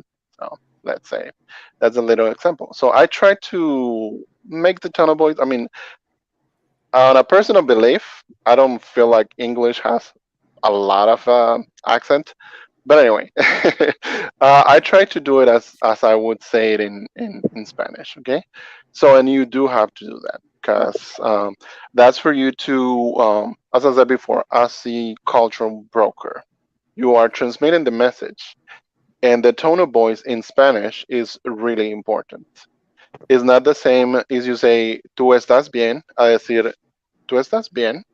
So one is a question and one is a statement, and then I have to be the culture broker there. So yeah, the tone of voice does have to include the interpretation process. Beautiful, man. Beautiful. I like Um, it. Yeah, Isaac. yeah, okay. I remember that the last week I spoke with a Turkish guy, but I Oh, had the opportunity. I have the opportunity to call to translator, but the traductor guys. So to the person that I or the translator that I called, he spoke German, and then there was another person that he spoke. I don't remember the language, but it was like a French. And then it was me, you know, the person who was speaking English. It was yeah, like a yeah, three that happens. translator in that call. Have Oh you my dealt with that? Have you dealt with that? Not really, because the company that I work with is very direct, I would say. If the person needs to talk to a Turkish guy, let's say, the person will go to a Turkish interpreter. Okay, I will Oh, not be. Sometimes there's three people in the line, I mean, four people on the line, because typically there's three of us. Uh, but typically it's just two languages. And if there's a third language needed, I would have to be translated. I did have one of those cases when I was a person-to-person interpreter. I speak a little bit of German. My friend oh, over there knows. And then let me tell you the story. We were in Masaya, and this guy was like, "Okay, go and interpret for me, and let's go get some honey, actually." And then we were like buying stuff, and there was a lady coming and talking to my North American, and they started to talk, but I saw this guy was like totally lost. I was like, how come? Like they're too jealous. And then I came close, and I realized that the lady was speaking in German. So I was oh. like, hey, this girl is actually speaking in German. Do you need me to translate? Sure, but you have to pay more because I I don't get paid for that. God. Yeah, you need to pay more, And he right? was like, "Yeah, yeah, go ahead, let me know." And then this lady was speaking in German, and and this, well, I'm Spanish native, and then the other guy was a North American, so he was speaking in English. Beautiful. The best part of the story is that the German interpreter was like on the car sleeping, and I was like, Oh, "Really, man? I'm doing your job." Yes. yeah. So yeah, that's what happens when you have many skills, right? And also happens in the call center industry as well. Yeah. Alrighty. Sometimes. You know what? I'm totally new. I'm totally new in the call center industry. I think I have 6 months. I think working in a call center. It has been a great experience because I can give some gift to my parents, and it's amazing.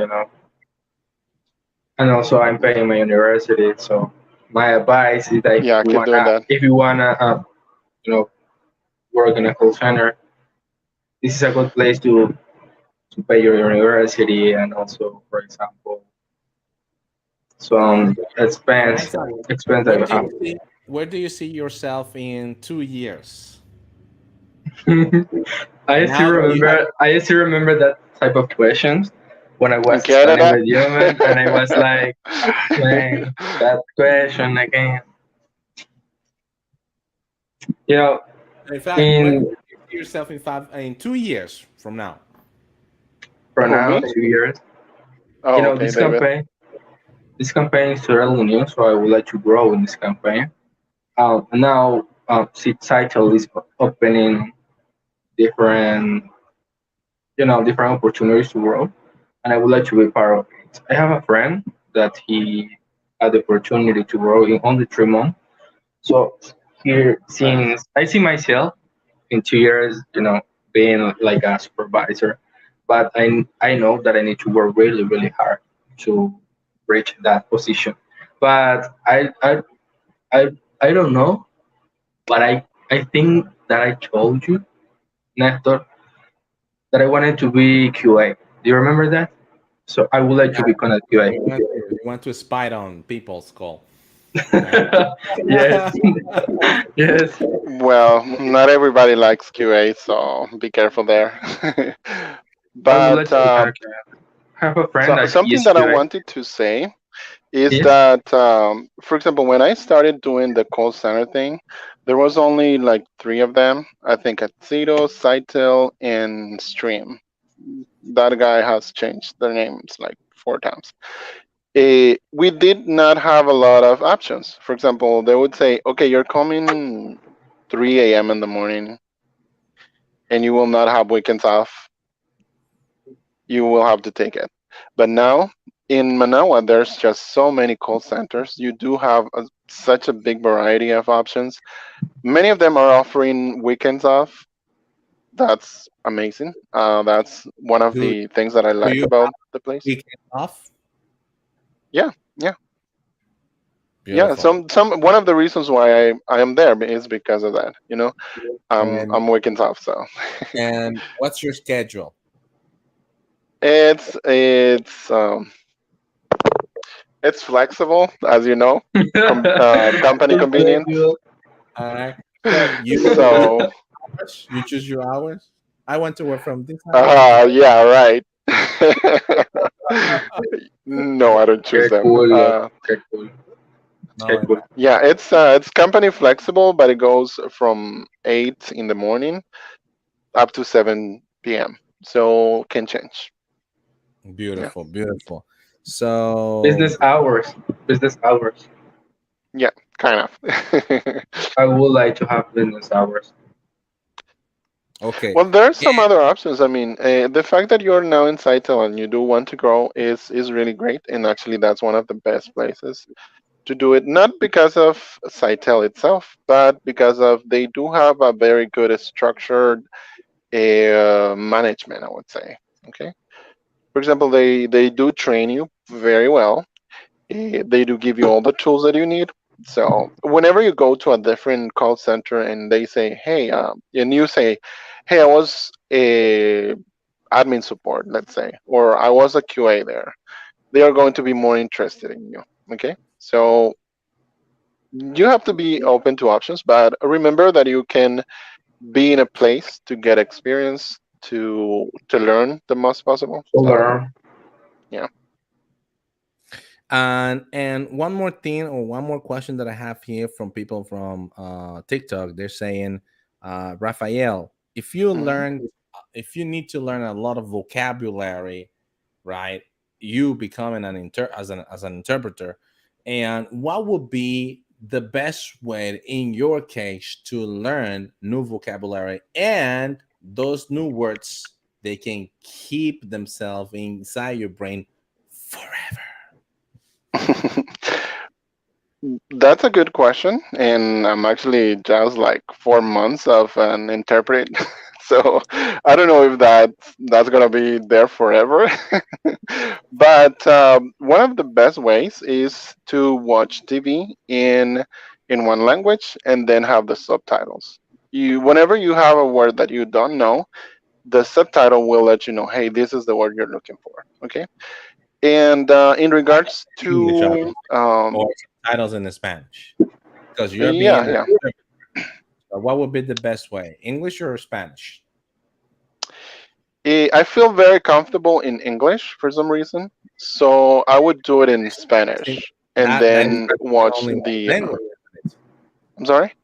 That is practicing only one language, isn't it? No, but what I mean is this: I feel very comfortable in English, so I watch the movie, let's say in Spanish, and then I have the subtitles in English, because there's no way I can miss a word in Spanish, okay? And I have to, and yeah, I mean, if I miss a word in Spanish, I need to learn Spanish. So, Right. and then the subtitles will let me know, hey, this is the word you're looking for, as I just said. But in regards to specific terms, that will have to be at the moment that you are being trained. Because, for example, if you are a lawyer, a legal, let's say legal interpreter, because that's a different level that I don't have yet.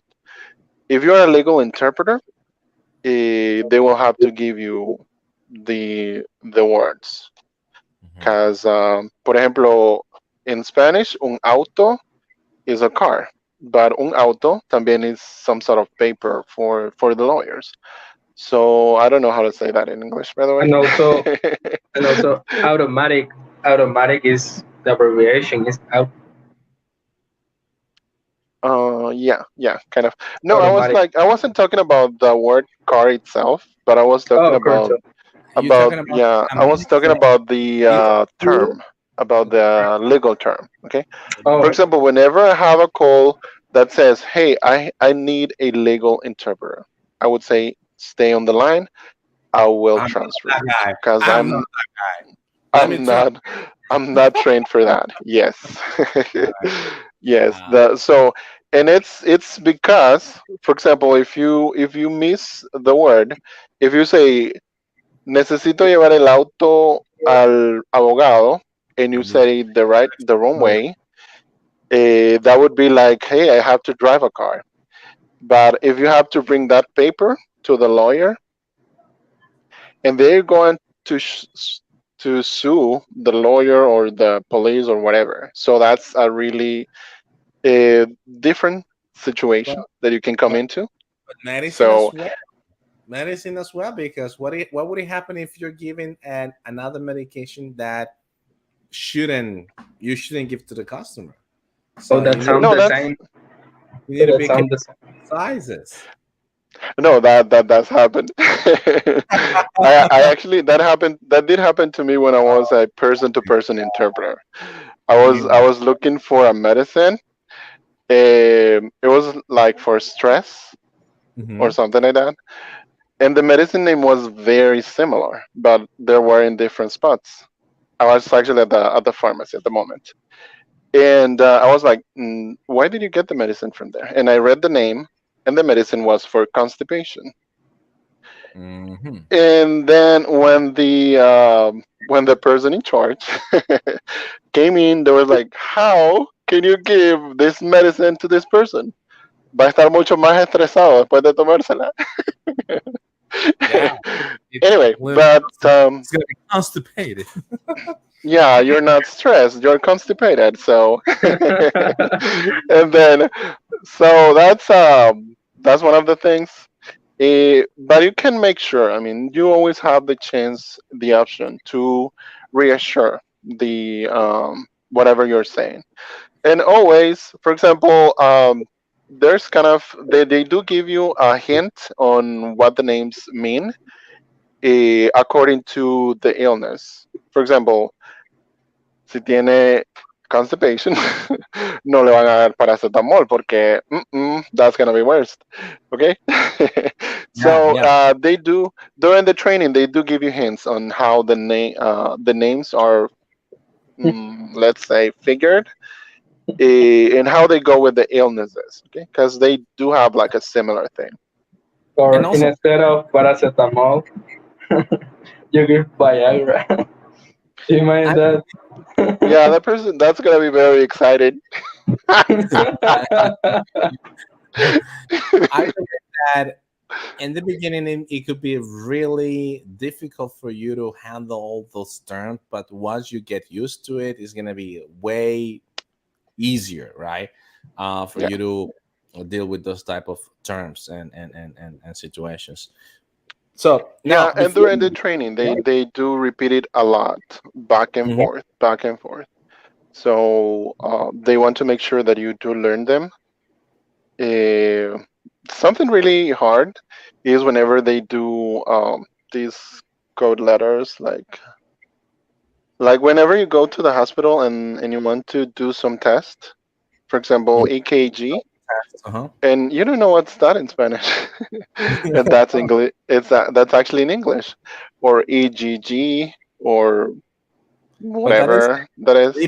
that is the lipid and all those type of Right. exams that Right. you need. So yeah, you do have to learn those terms and Yeah, that is the H, whatever. the high cholesterol, for example, or the if you have a blood thinner, Yeah. as an example, right? That you need to ask those questions. This is a protocol that you actually need to make sure that the customer goes through before you actually give any type of medication. This isn't the Yeah. part of the as a doctor, right? This is something that you don't need to do it. The only thing you need to do is to understand the terms and give the information that to the customer. Guys, Yeah. before we leave, I just want to say, is there something that you would like to say? Is there something that you would like to share? Is there something that you would like to encourage people who are listening from TikTok, people that are listening from YouTube, and people that are listening from Facebook? What Somewhere can you else. say today? You go first, David. He's David. Isaac, not Yeah, David. he's frightened or something. No, but Isaac, Isaac, Isaac, Isaac, Isaac, Isaac. Hello, Dave. Isaac. And your name, bro? What is your name? Sorry. My name is Rafael. Oh, hello. Tivo Hello. in TikTok. Okay. Hello, bro. My name is Isaac. What I Okay. can So, what's say, your advice? what I can say for you guys that study, guys. Study. Don't do the things that I made when I was studying. To be honest, I never studied. No, no, I'm just kidding. I'm kidding. I'm kidding. I'm kidding. I studied, We but I believe you. think that, but I studied, but I think that if I have the opportunity to study more, I will be working like a 1 year in this point, in this point in my life. So study, guys. Try to learn every day. If you are studying with, or if your teacher is Nestor, is going to never give up. This man is gonna teach you different type of um, different type of, how do you say, how do you call Nestor? Terms. Um, are you talking about skills, speaking skills? yes, different type of strategies, different Yes. type of strategies to that you can learn. For By the example, way, I remember. you can, if you want to be in a QA, you can say areas of opportunity. That's how they There call is. Nice it. Start term, thinking right? as a QA, okay? You can. Oh, That's the okay, way to okay, go. okay. That sounds. You can improve your areas of opportunities. Uh, Yeah, that's it. That's our QA over there. that is thinking So, as a You QA, know right? what? I have a friend, Nestor, that he is working in a sales campaign, and he has a big paycheck. So for that reason, I was telling you the last time that you made a live. Nestor made mm, a role play of a sales campaign, please, man.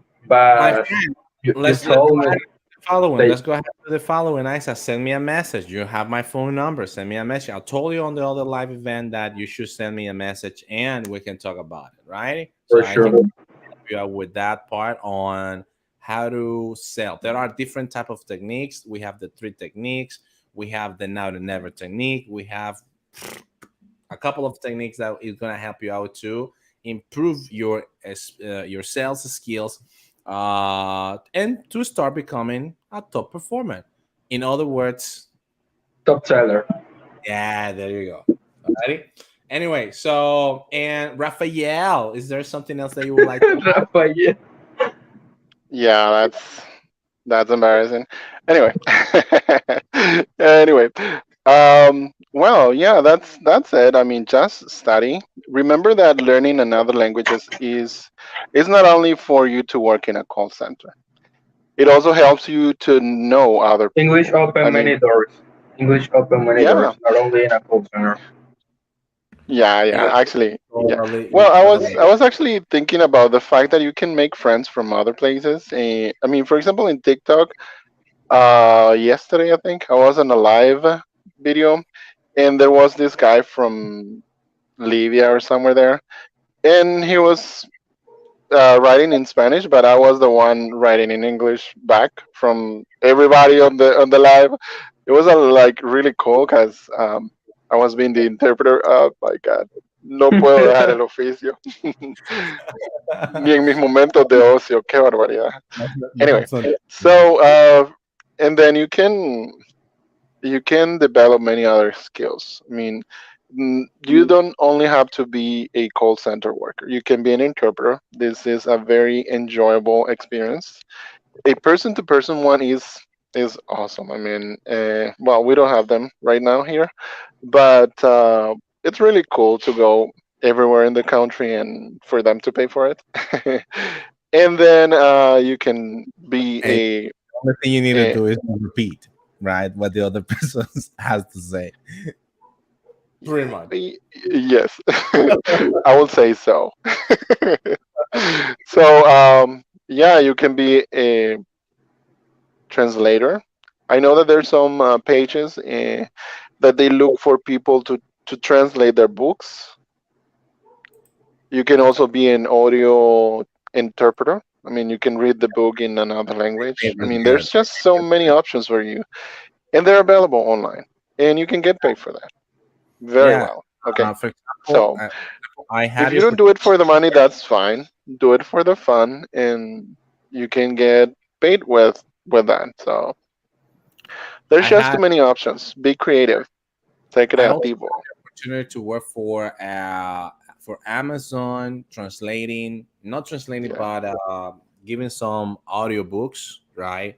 And the payment is yeah. really good. It's really good. The problem here in Nicaragua is that you need to have like the right environment. Otherwise, it's gonna be really impossible for you to start recording when you hear "You're right? It's gonna be really Yeah, just so that's see, why What that's a about nightmare. and Nestor? to be What about freelancer? What about freelancer? I think it's No, a yeah. good that's option. actually part of freelancer. I mean, that's a freelancer job So for you to do audiobooks and interpret audiobook or translate books. Those And are it's really freelancing easy. It's options. very easy. I really enjoyed that. Yeah, And when I have those type of contract, because the author the author of the book, they send me samples of how they will like to sound in their book, and I just try to imitate those samples. And it was really cool because I really liked it. And you're working, you're learning new vocabulary, you're making money out of that. You're making other people. You're making money easily by just reading a novel or reading something. It was really, really cool. But yeah. the part that I felt really stressed with was when there are a lot of noise, and if I wanted to continue working on the project, I had to wait until midnight, so everybody is was resting, sleeping. is Y sleeping. aparecía la llorona. ¡Mis Yeah, hijos! but right besides that, it could be sometimes a a drunker in the street yelling, and there's in the background, so you need to start all over again.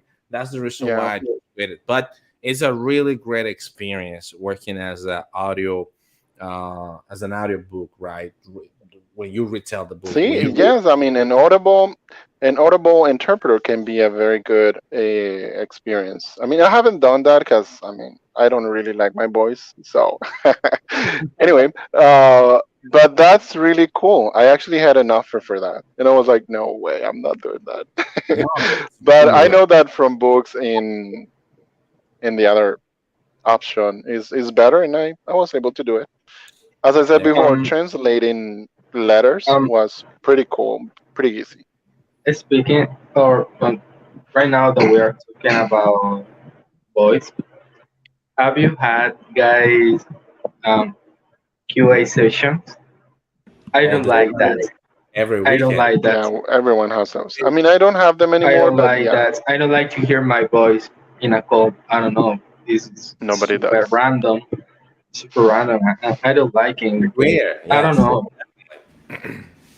Nobody likes it. I'm sorry, but So for that you're going reason, to be a QA, and you're going to be like so for that in reason, your I would like to be face. That's your connected. voice. For that Totally. reason, I would like to be connected. Yes, because I don't like to hear my voice.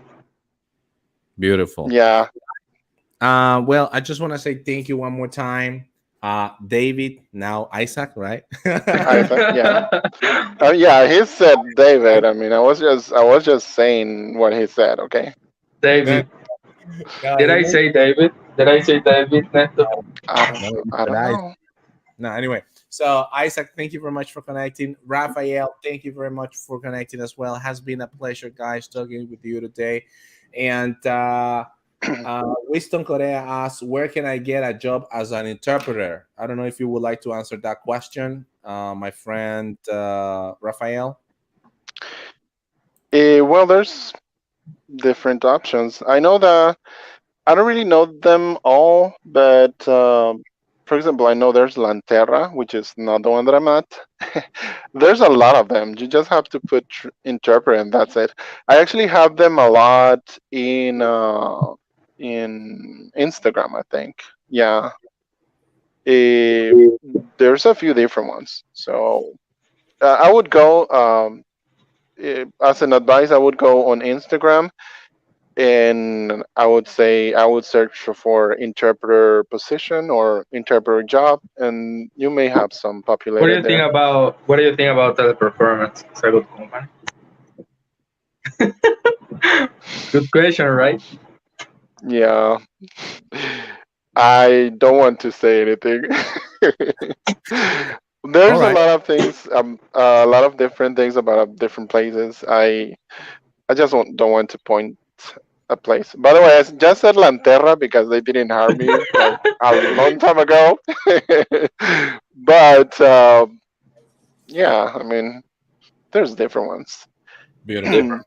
Y teleperfumes, pues, I don't know. You're not quite sure yet. I, yeah, I'm not quite sure yet. All right. So, guys, I just want to say thank you, right? Thank you very much for connecting one more time. It was beautiful to see you all. And people from TikTok, YouTube, Facebook as well, right? And I hope to see you guys next Saturday, either 7 p.m. or 8 p.m. We will see. Can We I may jump in? Can come I again. jump in? Can I Yes. jump in your life? I don't know. Yes, of Be course. Sometimes. careful. Don't break a leg. Well, we're not dancers, so don't break a leg. If Don't we break. There you go. There you go. So, guys, take it easy, Rafael. Take it easy, Isaac. Take it easy, And my friend. all righty, Uh, guys. Nestor, peace, Go ahead. peace. Peace, man. Peace, man. High five, fist bump, man. High five, fist bump, man. Take it easy. see Bye you. bye, guys. Take care, man. Take care, take care, take care.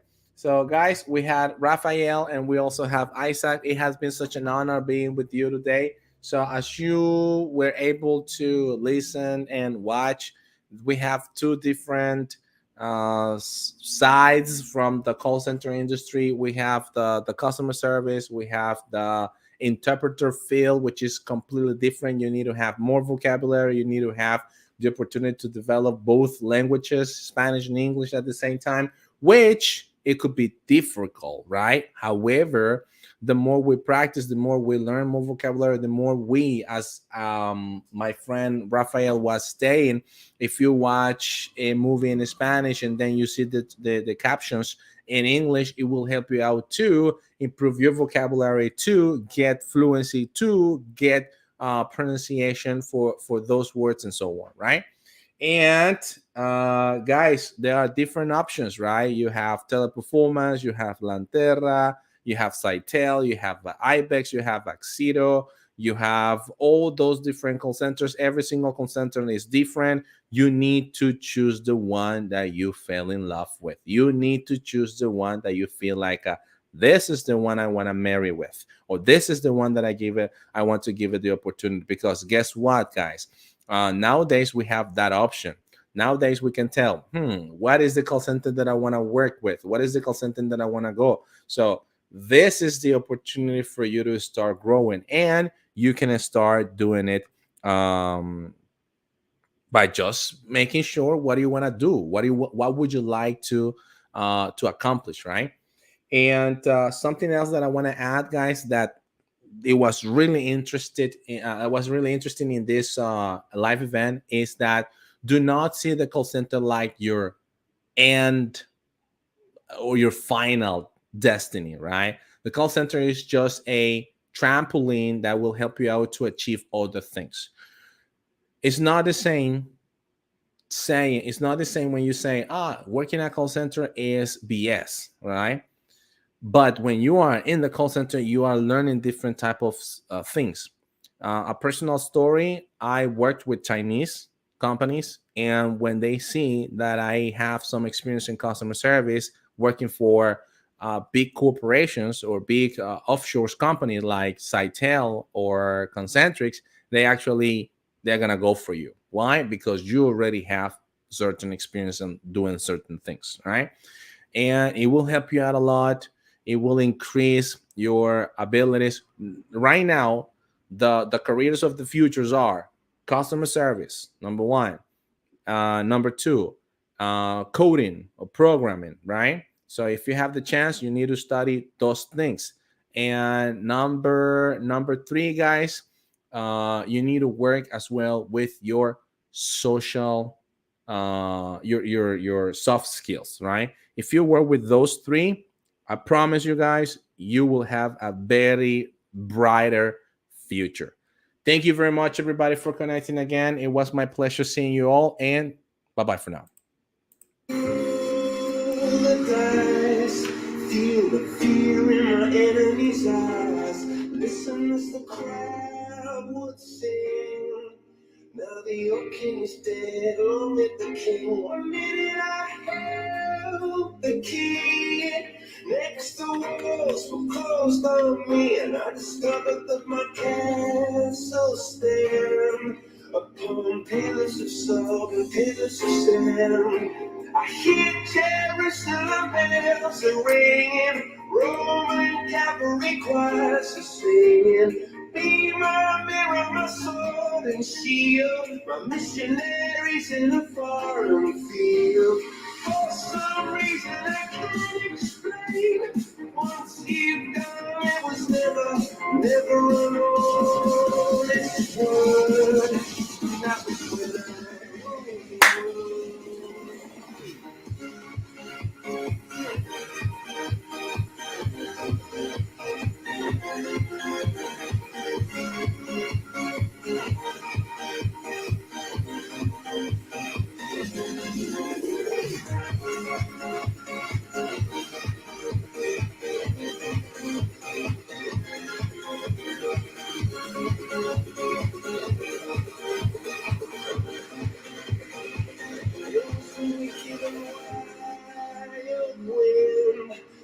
down the doors to let me in. Shattered windows and the sound of drums. People couldn't believe what I'd become. Revolutionaries wait for my head on a silver blade, just a puppet on a lonely string. Oh, who would ever wanna be king? I hear Jerusalem bells are ringing, Roman cavalry choirs are singing. Be my mirror, my soul and shield. Remember to subscribe, everybody, to our channel, Neston ACC. And also, if you would like to have the training that is going to help you out to get yourself out in the call center industry, give us a call, 545-88125-123.